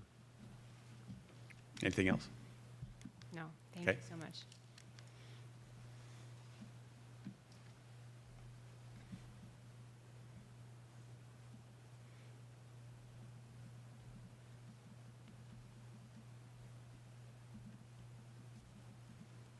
Anyone else? There's a couple slides of anticipated concerns, questions that we have heard with some general responses, what our observations, what our thoughts are in terms of those type of questions that are there for your consumption, for the public's consumption as well.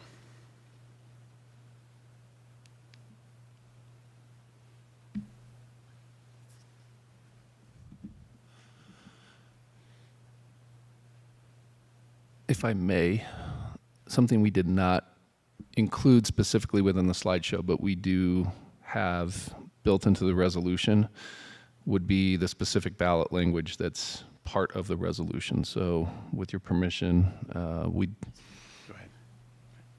pull that up and just be able to reference that, because I think this, of all the resolution language that's built into the agenda here, this is probably the most salient point. So if we can slide down, I think Brett can maybe get us there and we can highlight it. To the ballot language? Please. Okay.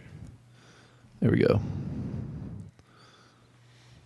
So I can speak to this from a couple of angles. The first section, the first paragraph, is essentially all of the required legal language that has to be included anytime there is a potential initiative such as this. So just so we're all seeing it and hearing it, shall Lewis Palmer Consolidated School District number 38 taxes be increased up to $5.6 million commencing in collection year 2023, which means next year, by such amount as is produced annually thereafter by the imposition of a property tax mill levy of not to exceed 7.45 mils, which means as a function of a fixed mill like we've talked about, the amount would vary as assessed valuation goes up. So would the total revenue generated, if it were to go down, then the revenue would decrease. Annually, to be deposited in the general fund, to your point, Ms. Upchurch, pursuant to and in accordance with section 22-54-108 CRS, expressly and solely for increasing compensation for teachers and non-administrative staff throughout the district, including Monument Academy. So that's the parameters of how the increase would be allocated. And such expenditures will be monitored by a Citizens Financial Advisory Committee who report directly to the Board of Education in order to provide transparency to the community. And that is what we believe creates a straightforward, as simple, if you will, type of an ask, hopefully not leading to additional confusion.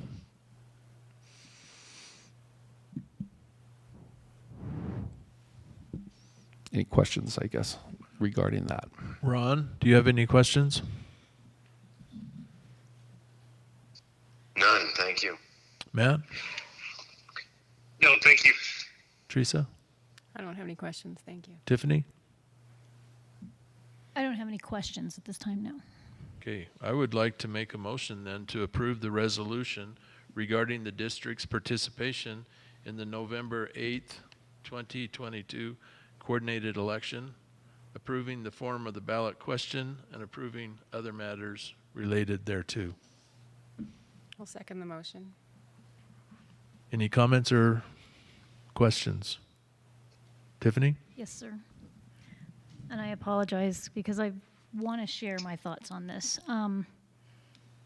As we move forward, I think it must be stressed that we have spent a great deal of time and energy figuring out how we can reward and retain our good educators and our teachers. And I've reflected on this a lot this summer, and I've prayed on this a lot this summer. And I've pushed hard and I've asked hard questions of our leaders and our community members and our staff to ensure no stone has been left unturned. And I personally believe we've come to this place with humbleness, with humility, with vulnerability, with openness and integrity. And our community members have held our feet to the fire.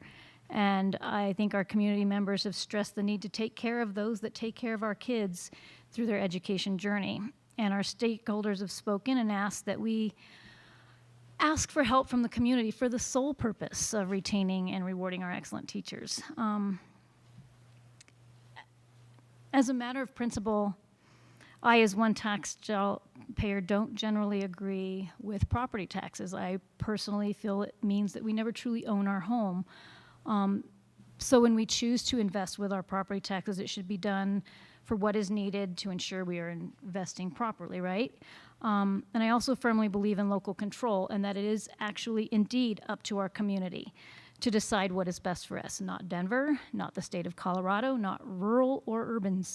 It's up to us, our neighbors, and us in this community. We get to choose. We decide to fund or not.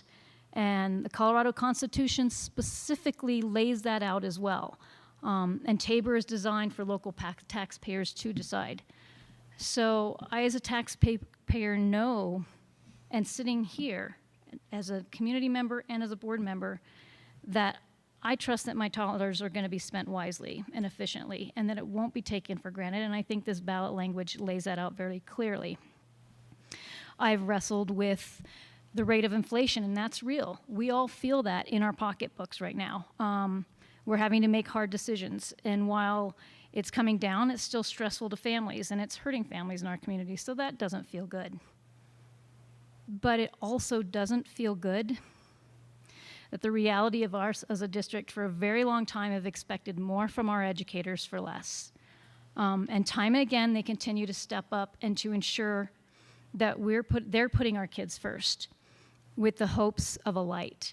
And we've heard that very loudly tonight. During the pandemic, we pushed them hard. Over and over, we ask more for our educators.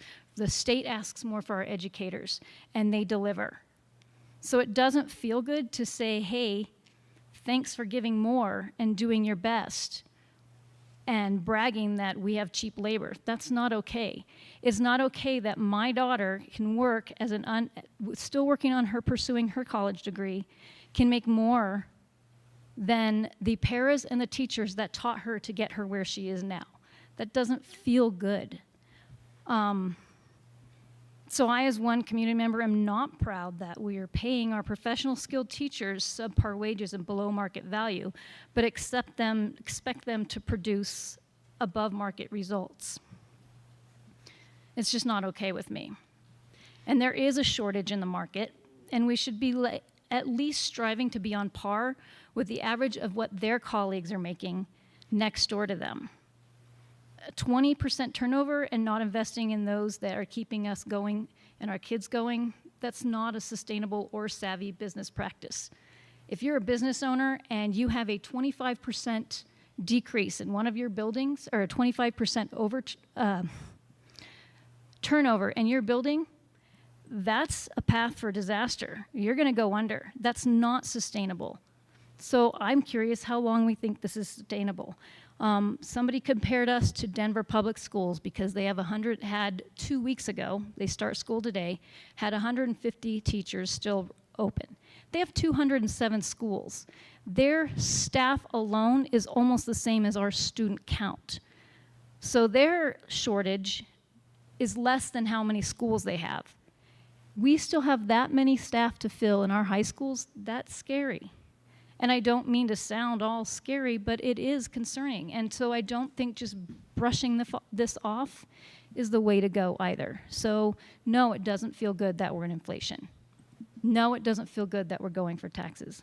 But no, it doesn't feel good that we're okay saying, yay, we have great teachers, but yay, we pay them subpar wages.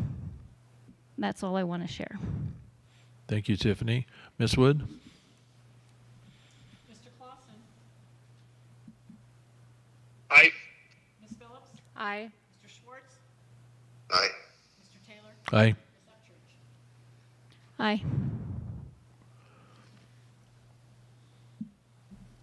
Thank you. The next item, C3, is to consider approve intergovernmental agreement for the November 8th, 2022 coordinated election. I'll start this off with a motion to approve the intergovernmental agreement with the El Paso County Board of County Commissioners and the El Paso County Clerk and Recorder concerning the conduct of the November 8th, 2022 coordinated election, thereby agreeing to follow the provisions of the agreement and the election code, appointing Vicki Wood as the district's designated election official, and authorizing the board president to execute the agreement. Second. Questions or comments? Ron, I'll start with you. Wait, I have one quick question. Sorry. Time frame. So we just voted on this. What is the September 9th there? Okay, I see it in public content. September 9th, that's the deadline, final deadline to make changes, decide, whatever, right? So what you have within the IGA is what you're approving would have to be in their hands by August 30th. There is a deposit of at least 50% that goes toward the cost of the election. That must be paid by September 9th.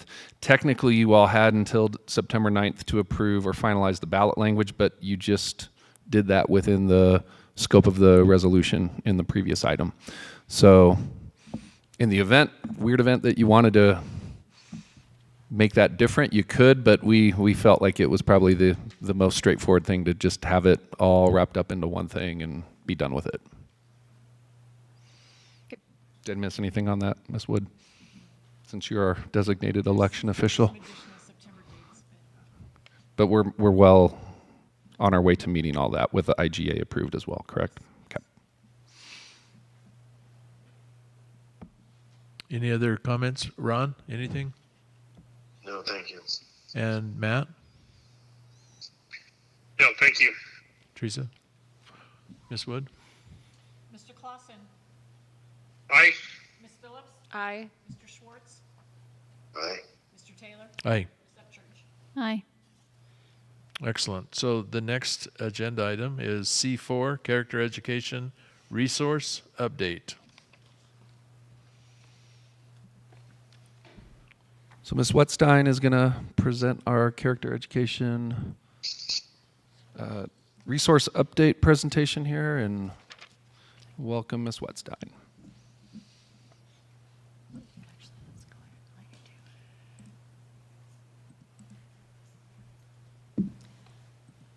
Okay, good evening, board.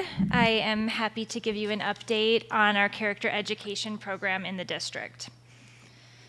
This presentation aligns with Priority 1, Safe, Healthy, and Welcoming Schools, and it is also in response to recent revisions to our character education policy and revisions. Specifically, this spring, we added language that includes a requirement that schools seek input from stakeholders in considering curriculum and resources related to character education, and that does include social emotional learning. We also added language that you'll see here on the second bullet, that the board shall have final approval of all character education resources. So since the spring, we've done a careful review of our core curriculum and programming related to social emotional learning and character education, and we have landed on 3 core programs that we'd like to bring for your approval at this time. And after the presentation this evening, we will have these resources on display for any parents and community members that would like to review them. At the elementary level, we will be proposing a formal adoption of the Responsive Classroom program. We have used Responsive Classroom in the district for quite a many number of years. This program emphasizes engaging academics, a positive school community, helping teachers have effective classroom management strategies, and then also developmentally responsive teaching practices at each level throughout elementary school. We did train all of our teachers in the Responsive Classroom program and strategies this May. At the secondary level, we will be utilizing Capturing Kids' Hearts, which emphasizes building relationships among teachers and students. And you can see here some of the results that this program has seen in schools that implement these strategies. So we have been using Capturing Kids' Hearts with some degree at our middle and high school buildings for quite some time, and we are re-emphasizing the use consistently in our middle school and high schools, and we did train about 50 educators this spring at the secondary level in Capturing Kids' Hearts as well. And then additionally, at the secondary level, primarily high school, we will be proposing the use of Sources of Strength, and you can see the mission of Sources of Strength here. This program emphasizes teaching students to advocate for themselves and to utilize the sources that they have at within their families and within their peer groups to have positive relationships and positive, healthy relationships.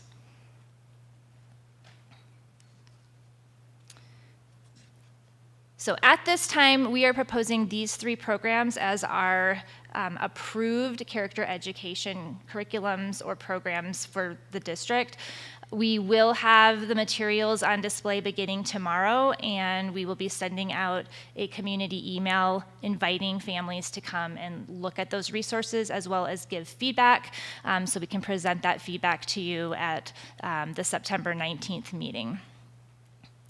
We'll ask you to vote on the adoption of these programs at our September meeting, and then we will continue to provide ongoing training and support for these 3 resources through the spring of this year.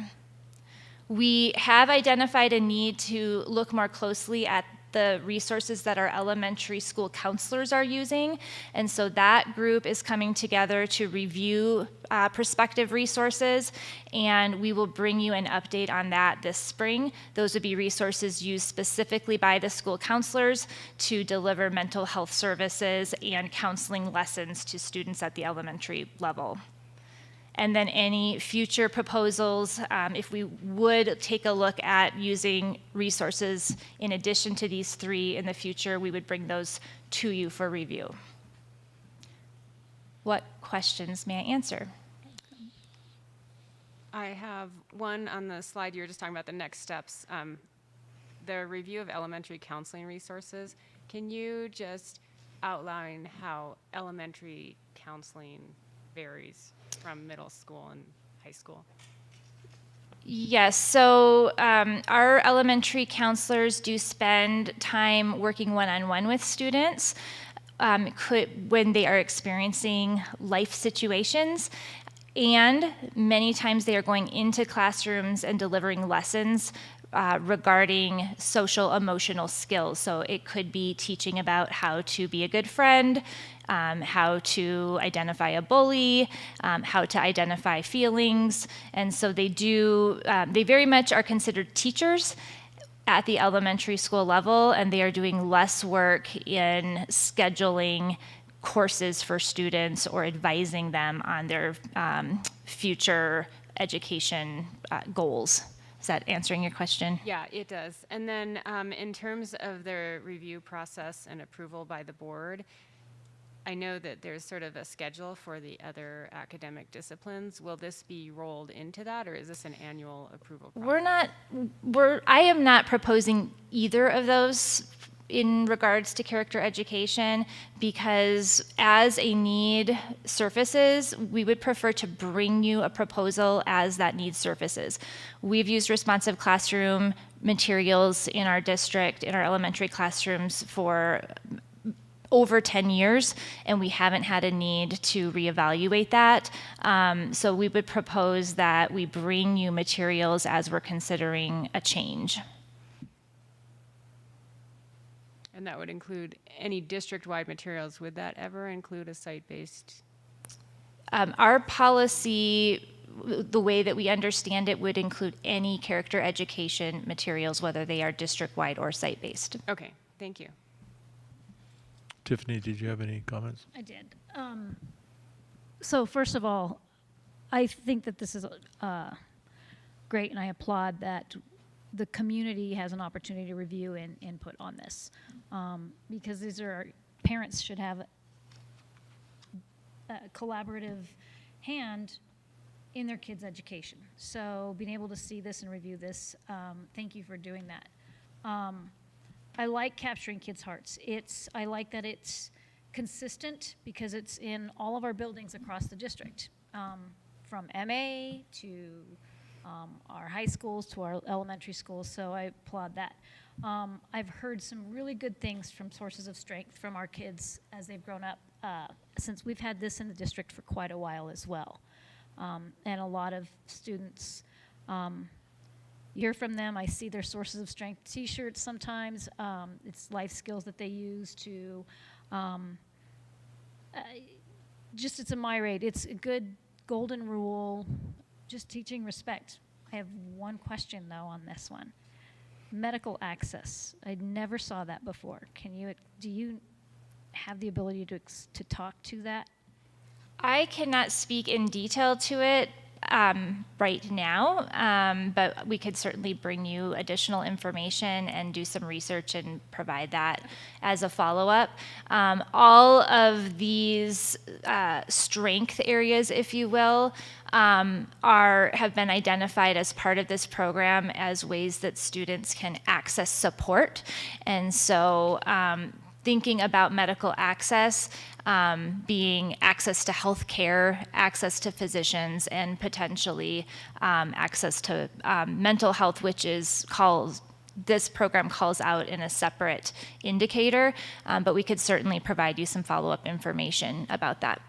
And parents, and again, I want to emphasize, parents are engaged and involved in this with their students, right? Yeah, and I was just gonna, I'll do my best to kind of summarize it. It's actually just as simple as being able to know how to access medical support.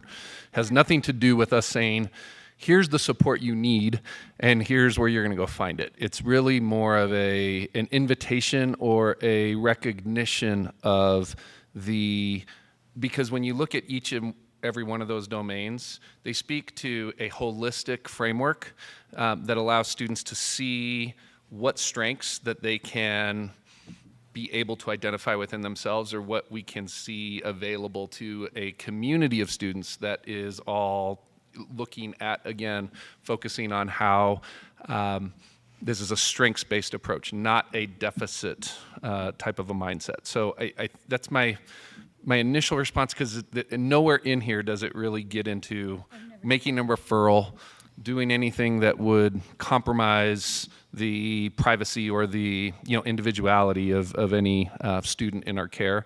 And to reiterate the point that you just mentioned, Ms. Upchurch, of course, all of that is within a context that invites our families as well as community to be engaged in ways that we create those strength connections across every aspect of the wheel, so to speak. So that's really how that sits. And it would be cool, rather than hear that from me, to invite maybe a student or two to be able to express some of that, because we have some excellent ambassadors who champion sources at various times of the school day and within the context of the school environment. So. And I've personally, as a parent of 2 students that have gone through our high school, have seen the positive impact that sources of strength have had in our schools. So it was something I saw, wanted to. Yeah, another way to look at that would just be like overall health, right? Just a healthy sense of self, and being able to recognize how that plays into a life that is again focusing on all the pro dynamics related to each of those aspects. Anything else? No, sir. Thank you very much. Matt, any comments or questions? No, thank you. Amber, excellent work. And I know there's a lot of people that have been involved in this and under your leadership and guidance, and I appreciate it. It's been an ongoing discussion for 9 months or more. And I really do appreciate what I see here tonight. On September 19th, if possible, I would love to recognize everybody that's helped you get here, if we could, somehow, some way. I really appreciated Dr. Summers' suggestion to have students help present some of this information, so I think that would be a great way to celebrate this work. Excellent.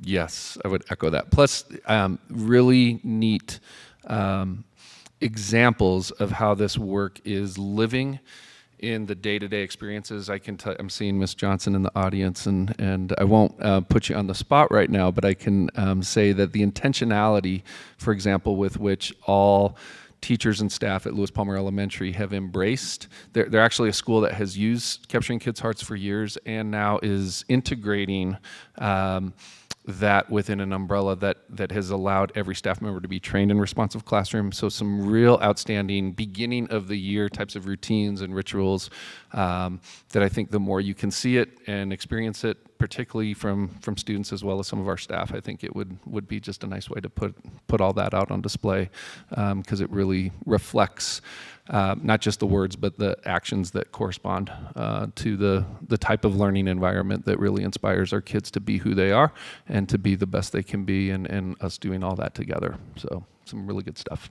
So community, if you can, be sure to come in and review this material. I think you'll find it excellent, and we appreciate the process as well as where you're headed. So if we could ask Rick and Kristen to join us, we will jump to C5, which is policy review, first reading of policy revisions.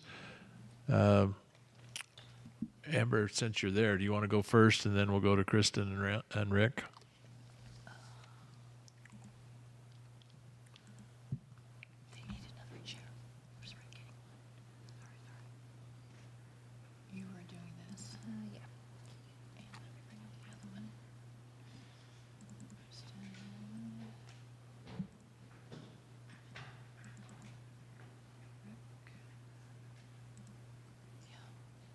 Can you go to IC?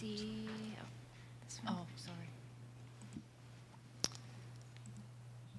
Might as well do it while I'm here. Okay, thank you. Okay, I am proposing some minor changes to our policy on school year, school calendar, and instructional time. These proposed changes are in response to the Colorado Department of Education advising us on how we are documenting attendance for online programs, and suggesting that we more specifically call out our tracking process for attendance online, so that we are protected in the event of an audit. So the changes that you see proposed are in red in the document in board docs for your review. I'm happy to answer any questions you may have. I'm curious, not about the written adjustments here, but what percentage of students are online? This is post-COVID, right? This is just recurring online. The online program that we host can have up to 100 students at the middle school and high school levels. I can provide you an update on what our current enrollment is, but it's very small. Then we do have additionally students who elect to take a class here and there online. The majority of our students participate in person. Right. Okay. Any other questions on this first reading? Excellent. So, Kristen.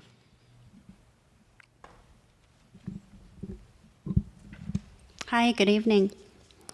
I am introducing the trip revision.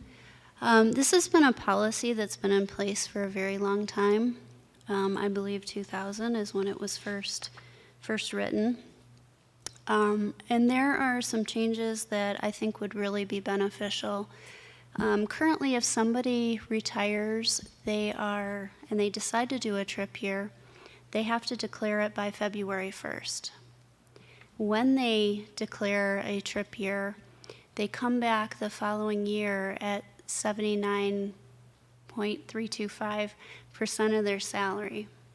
And I've been approached by individuals who have said, why should I, right, if it's a reduction in my salary? And we have an opportunity to provide this as an incentive to staff without necessarily reducing their salary. So if we have the ability to allow an individual to remain in the classroom, they retire, so they're out for 30 days, they come back at their salary, they have the ability to collect from para as well as earn their salary. So one of the recommendations I'd like to make, I am making, is that we do not take or provide them with 79% of their salary, but make that 100%. And that's you know, it's something that other districts are doing as well. It's somewhat antiquated to pay them a percentage of their salary. We do have the ability, just a few other items, we do have the ability to have additional individuals work 140 days. So when you're retired from para, you can work 110 days per year, and that's per calendar year. And if we have somebody, say a math teacher, who we need to work additional days, we can make that request through para. Well, that was the question I was going to ask. Is that full-time? The amount exceed 110 days, is that full-time? It depends. We have individuals now who are working part-time, so they're not going over their days, but it can be. But they're being paid at a part-time rate as well. Correct, correct.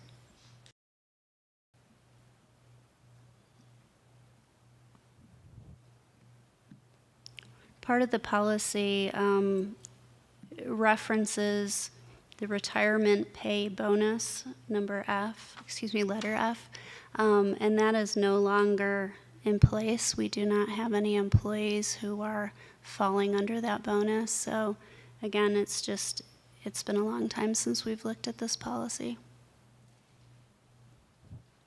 Kristen, I have a question. Sure. And it may have absolutely nothing to do with this. The legislation passed this year, opportunities for teachers to substitute teach and it not affect their para, whereas before it did. And I don't fully understand the ins and outs of that from a human resource perspective. Is that totally separate from this? Or is there a tie-in at all? That's a really good question, and that's something I'd have to look into. Okay. I don't want to misspeak. Fair enough. Any other questions or comments for that? If not, Rick? Good evening. As you may recall, on April 18th, we approved Policy AC with a lot of dialogue around Bullet 2 on the bottom of page 1. You can scroll to that, in which Casby and our legal counsel recommended the line in number 2, the encourage positive experience in terms of human values for children and adults who have differing personal and family characteristics or who come from various socioeconomic, racial, and ethnic groups.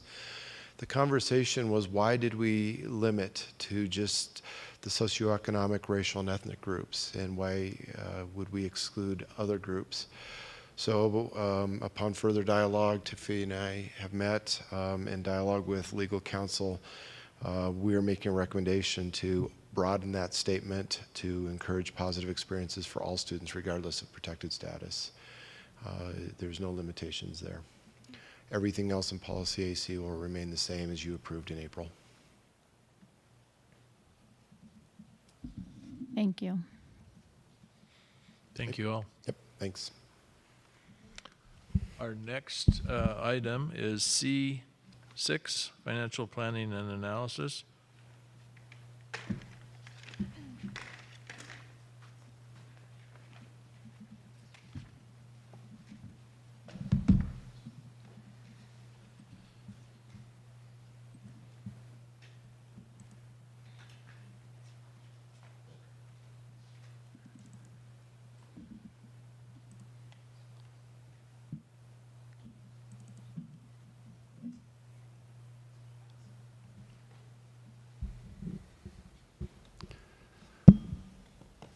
So a couple of items, Brett Ridgway, Chief Business Officer, a couple of items on this agenda.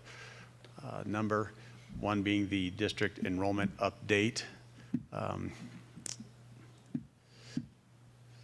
that you have in there as well. It is basically showing that the flat enrollment that we projected in the operated schools is coming close to fruition, and the enrollment growth that Monument Academy was projecting in their budget is also getting close to coming to fruition. Neither are quite there yet, but definitely both are there in a good range of it, and progressing towards it.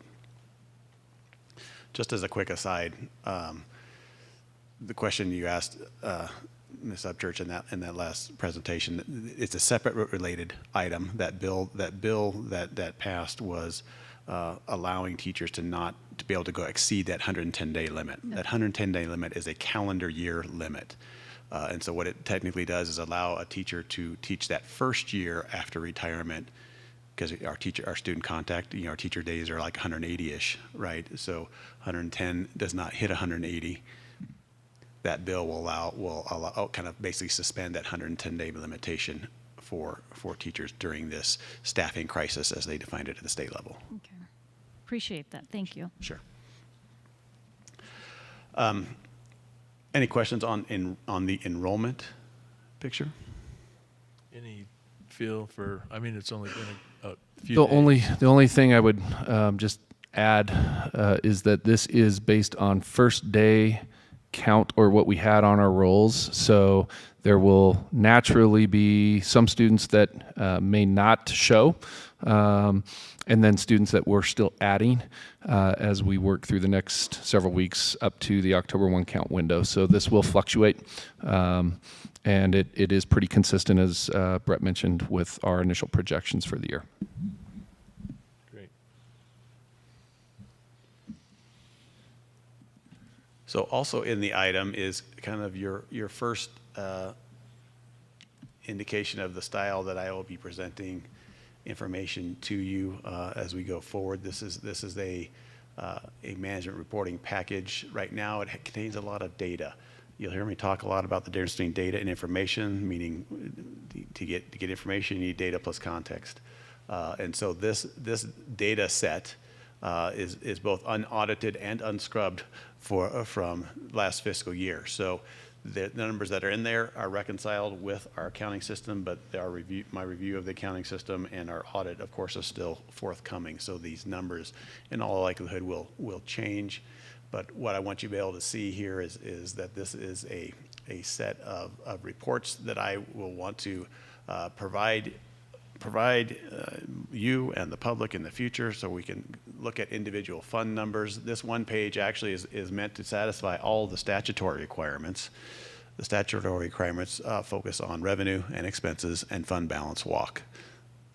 Everything else, the other 58 pages that I've got in here, are going to be additional information for you. And as we go through the year, we'll be able to explore that and learn what we want to try and accomplish through this. But the main point that I want to accomplish through my data reporting is an indication of precision, of how we're managing the budget at various levels, not just at the full district level, but at various levels, at a school level, at a program level, at what we call an object code level, meaning salaries versus benefits versus supplies, things like that. So I want to drive a lot of precision into that throughout the accounting system. Mentioned earlier in our MLO conversation about having a slot created, and you'll see that on this first page, page 2 of that, you'll see that there's an MLO Ops Fund 14, and that's where I would propose to do the accounting for that. One of the things that is interesting to know, or to make sure that we understand, is when the state talks about the general fund, it talks about what it means in the accounting system is any fund that starts with a 1. So there's the general fund, Fund 10, and there's what I also call general funds plural, which is everything else, 10, 12, 15, whatever. Those all count as general fund according to the state definition. And so showing this as Fund 14, it would still be general fund revenue, but it would be there, again, segregated by itself for great transparency and accountability. So that would be the intention with this. What you'll also see as you go through the pages is, again, just a lot of different presentations of data the balance sheet, meaning what is our position of cash and our payables at any point in time is always something very important for a true accountant like Mr. Taylor and auditors to know and understand. So that always is going to be something there in the front for us to be able to know where those positions are, and especially how our cash position flows over time.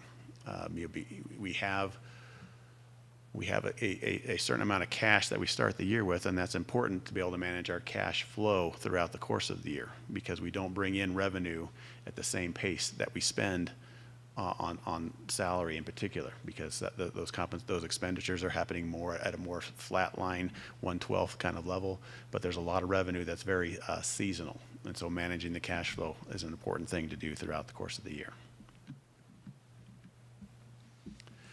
You'll see a lot of pages further on where I'll start demonstrating individual school reports so that we can look at what is the budget, what is the actual results by school, by program, by object, doing that on a per student basis. So there's a lot of data that needs to come in and to really fill this out well, and that'll be my task as we start the school year here, to make sure that our accounting has a sufficient enough detail that we can provide good and well-informed conversations to make decisions as we get later in the year, especially as we look at the amended budget time and then get into next year's budget cycle.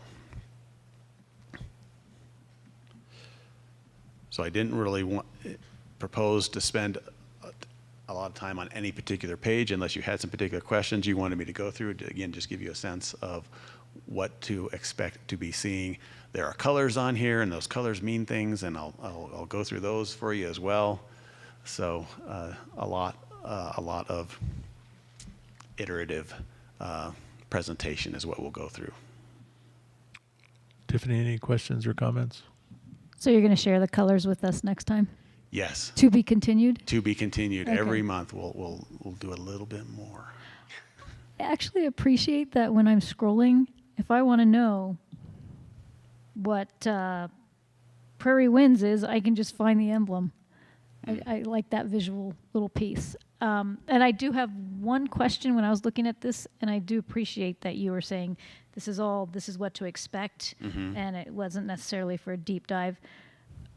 When I was trying to look at it and make sense of it, on page 6, so when it says percent of budget, like I'm looking at local property taxes, delinquent tax and interest, specific ownership tax, and I'm going over to the percent of the budget. How is something above the percentage of 100%? So how is local property tax at 112.3% of the budget? That's a good question, and I wish I could answer that for you, but Okay. having been on the ground for a month here, I don't have a good answer to that question yet. Cool. I have the Fair same enough. question is what it comes down to. Okay. Teresa, any questions or comments? No, not tonight. Matt, Thank you. anything? No. I have a couple things. One is, have you seen or been made aware of the significant deficiencies in the one material weakness we had in our internal controls from last year? Yes. Okay, so hopefully as we go into that audit cycle, we'll avoid all of that as much as possible. Well, certainly that would be great. Again, this is all, for me, it's going to be water under the bridge, since I didn't start till after the fiscal year that they will be auditing. So whatever they find is what will measure the growth that happened last year, and will set the baseline for what we want to grow this year. Well, and hopefully those issues were addressed before the changeover. I believe they were. We were told they were. We had a plan, yes. So I believe they were as well. Okay, that's one. The second item is the graphs that we've seen in the past. This data is the detail under those graphs, whether it's by school or in aggregate. I'd still like to see the graphs if possible. Right. And I know this is for the fiscal year, so I set that aside. But as we do the month-to-month, those graphs are nice because I can quickly see any anomalies, which aren't very many, frankly, but then I can go look at the detail. So both is would be preferred. Exactly. I agree. Awesome. That's why those will get bigger. Yep. But hopefully more useful and more informative. Yep. All right. Thank you very much. Mr. Taylor, since you brought up something, well, you didn't bring it up precisely this way, but because we do have a consent agenda item related to our audit contract, I just thought it might be helpful for Brett to speak to our thinking, both in terms of this year and beyond. So, yeah, I appreciate that is on the consent agenda, and certainly we need to get that approved so we can move forward with the audit for the 21-22 year. As we move forward and get through this audit process, then that will help give us some information about how we want to move forward. Do we move forward with a similar firm? Do we look for other firms? Do we do an RFP to see what firms are available? All those things I think would be appropriate to have conversations on probably around the turn of the calendar year as we look forward then to completing this fiscal year. Very good. In the process this year, when you're talking with Clifton Larson, would you find out how long the audit partner's been involved in our audit as well? Because that's part of the turnover process that we should really be looking at anyway. Yep. That's intentional turnover. That's right. All right, let's move to, thank you, and welcome again. Thank you. Let's move to C7, Casby Delegate Assembly, and consider Casby resolutions for approval. I'd like to start this with a motion to approve the resolution regarding restoration of full per pupil funding as presented and authorizing Ms. Tiffany Upchurch to present the resolution to the Colorado Association of School Boards for consideration.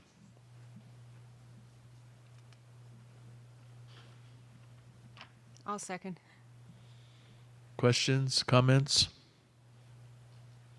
Everybody's had a chance to look it over? Okay. I also forwarded that particular resolution to some of our colleagues that are also delegates, just to get their feel for it, and including some of the Casby experts, and all thought it was a well-written resolution. Thank you for your efforts in getting that ready. Ms. Wood? Mr. Clausen? Aye. Ms. Phillips? Aye. Mr. Taylor? Aye. Ms. Upchurch? Aye.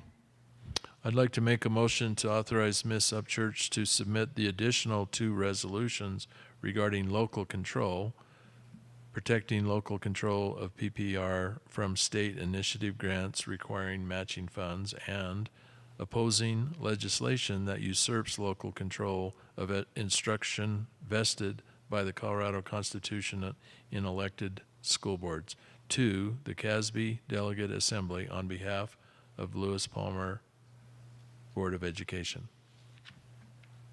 I'll second. Comments or questions? I'm just going to pass down a sheet I have, and I have extras for anybody that wants to look at it. This is a really easy, quick fact sheet on understanding local control versus state share of Colorado school funding. A lot of times we get asked, what do we have in control? And what is the budget stabilization factor? And how did it come to be? And this is a really easy, it's just a bullet point on, this is based on the 2021-2022 numbers, but I think this is a good information piece to help understand. And if anybody needs an extra copy, I'm happy to set it off. It came about from Colorado Association of School Boards website, but it shares what are our local share, to what Brett was saying earlier on how the formula is designed and where it comes from and what the budget stabilization factor is, and how that impacts education in Colorado. So it's just an easy fact sheet. So I'm just sharing that. It's not on board docs. I just came across it today, so I thought it was helpful. Thank you. Anything on the resolution? Oh, sorry. No. Thank you. Ms. Wood? Mr. Clausen? Aye. Ms. Phillips? Aye. Mr. Taylor? Aye. Ms. Upchurch? Aye. The next agenda item, C8, I'd like to make a recommended motion to approve the consent agenda as presented. I'll second that motion. Questions, comments, concerns? Hearing none, Ms. Wood? Mr. Clausen? Aye. Ms. Phillips? Aye. Mr. Taylor? Aye. Ms. Upchurch? Aye. I'd like to propose a 5-minute break before we go to section E. So we can reconvene here at 8:40. That's 7 minutes. Is that okay? Yep. Thank you. No objections. Thank you.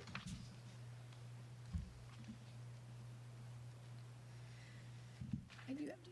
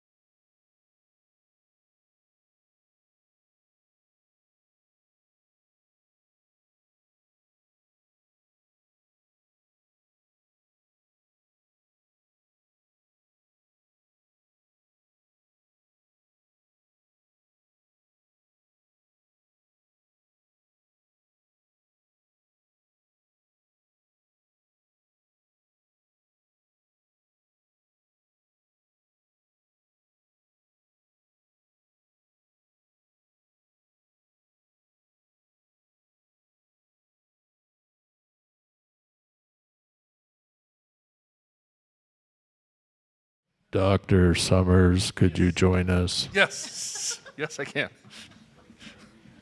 I'm here. Welcome. Present.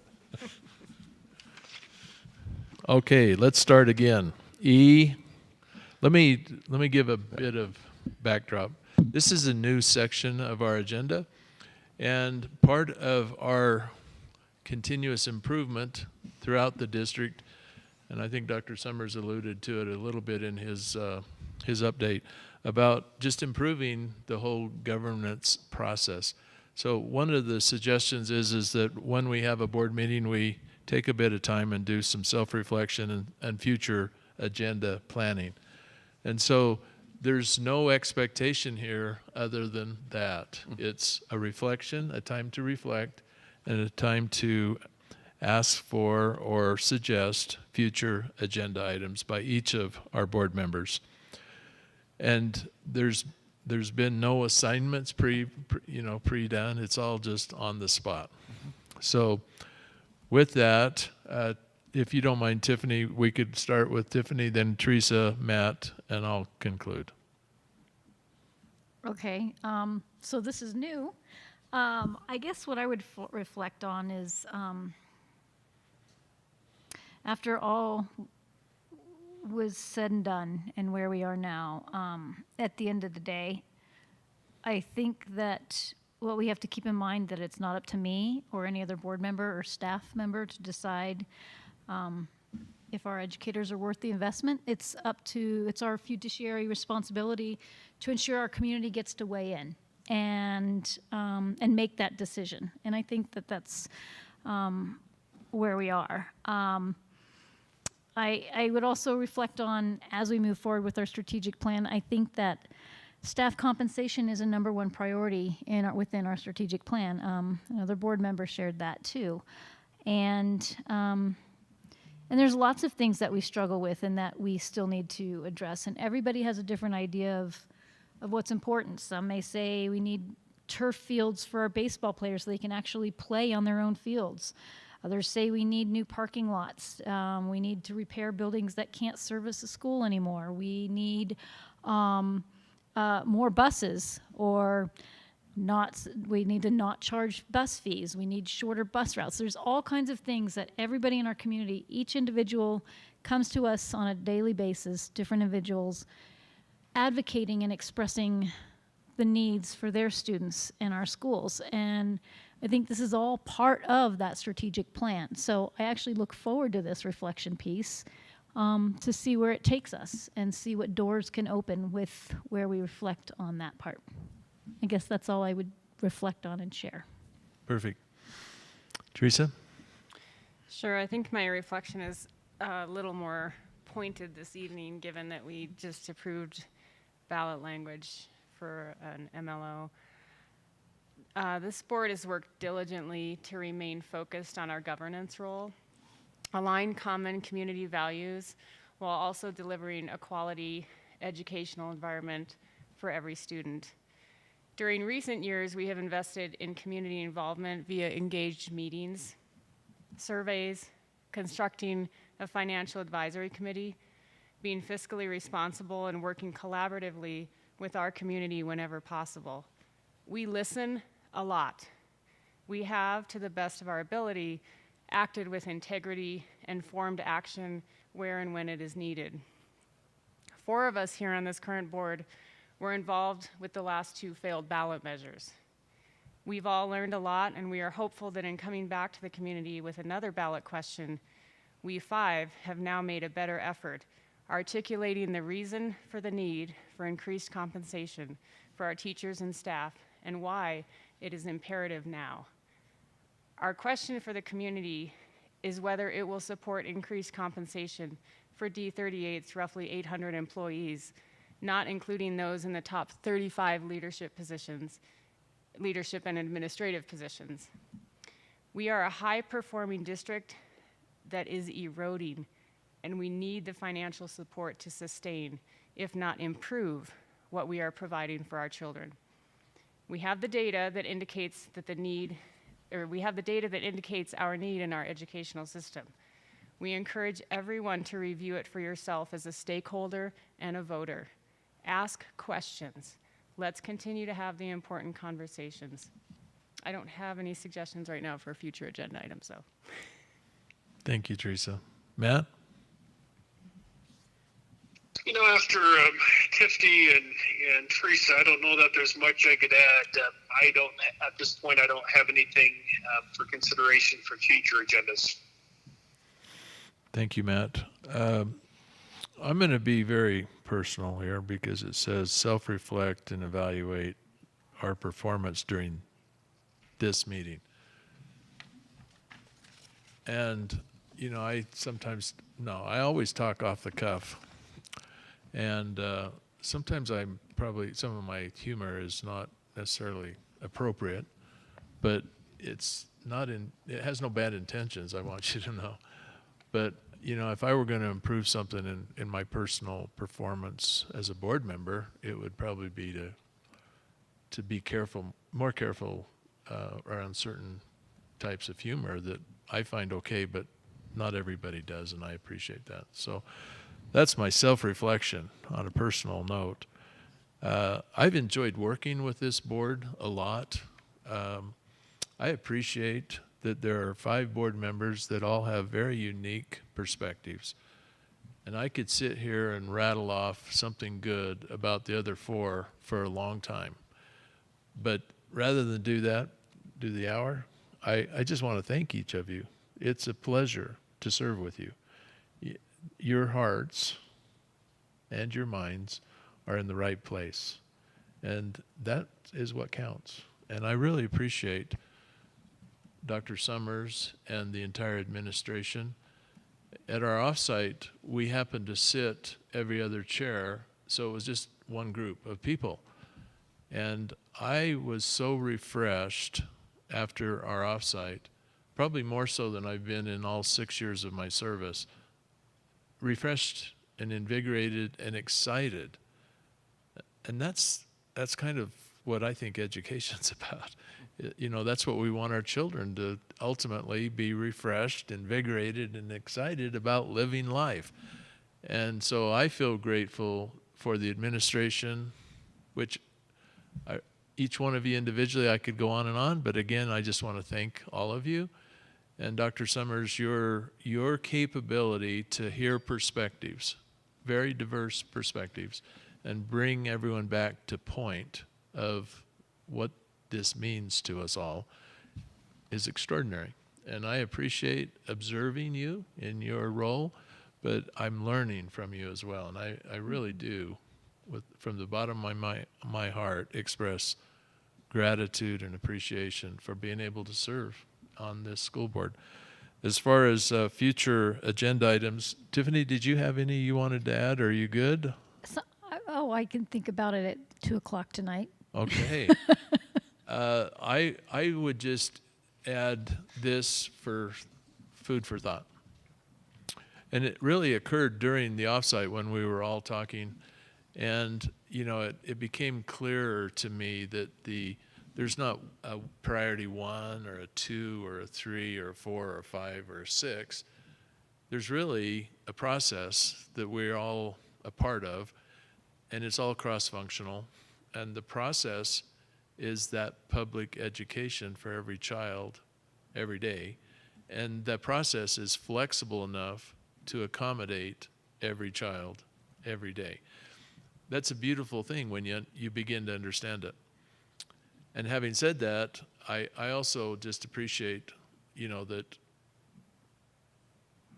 we've had a large turnover of administration. Rick has been around before me. Dennis has been around before me, and I'm glad you're still here. But there's a lot of change, you guys would admit as well. And what I appreciate is the fact that the agendas follow the strategic plan. And I want to just encourage that we continue to make sure the agenda for our board meetings are in line with our strategic plan, which is that process that I described. And I've learned from you to describe. And so that's the way I would like to leave that. Matt, did you have any last comments? Ron? I don't, Mr. Taylor. Thank you. Tiffany, anything at all? No, sir. Teresa? No, I would just add that Mr. Schwartz has not been able to continue to join us, correct? He had to log off, yes. No, I have nothing else. Well then, gosh, almost sadly, I have a motion to, I don't need to have a motion. No. Let's just adjourn this meeting. Well done. There's that humor.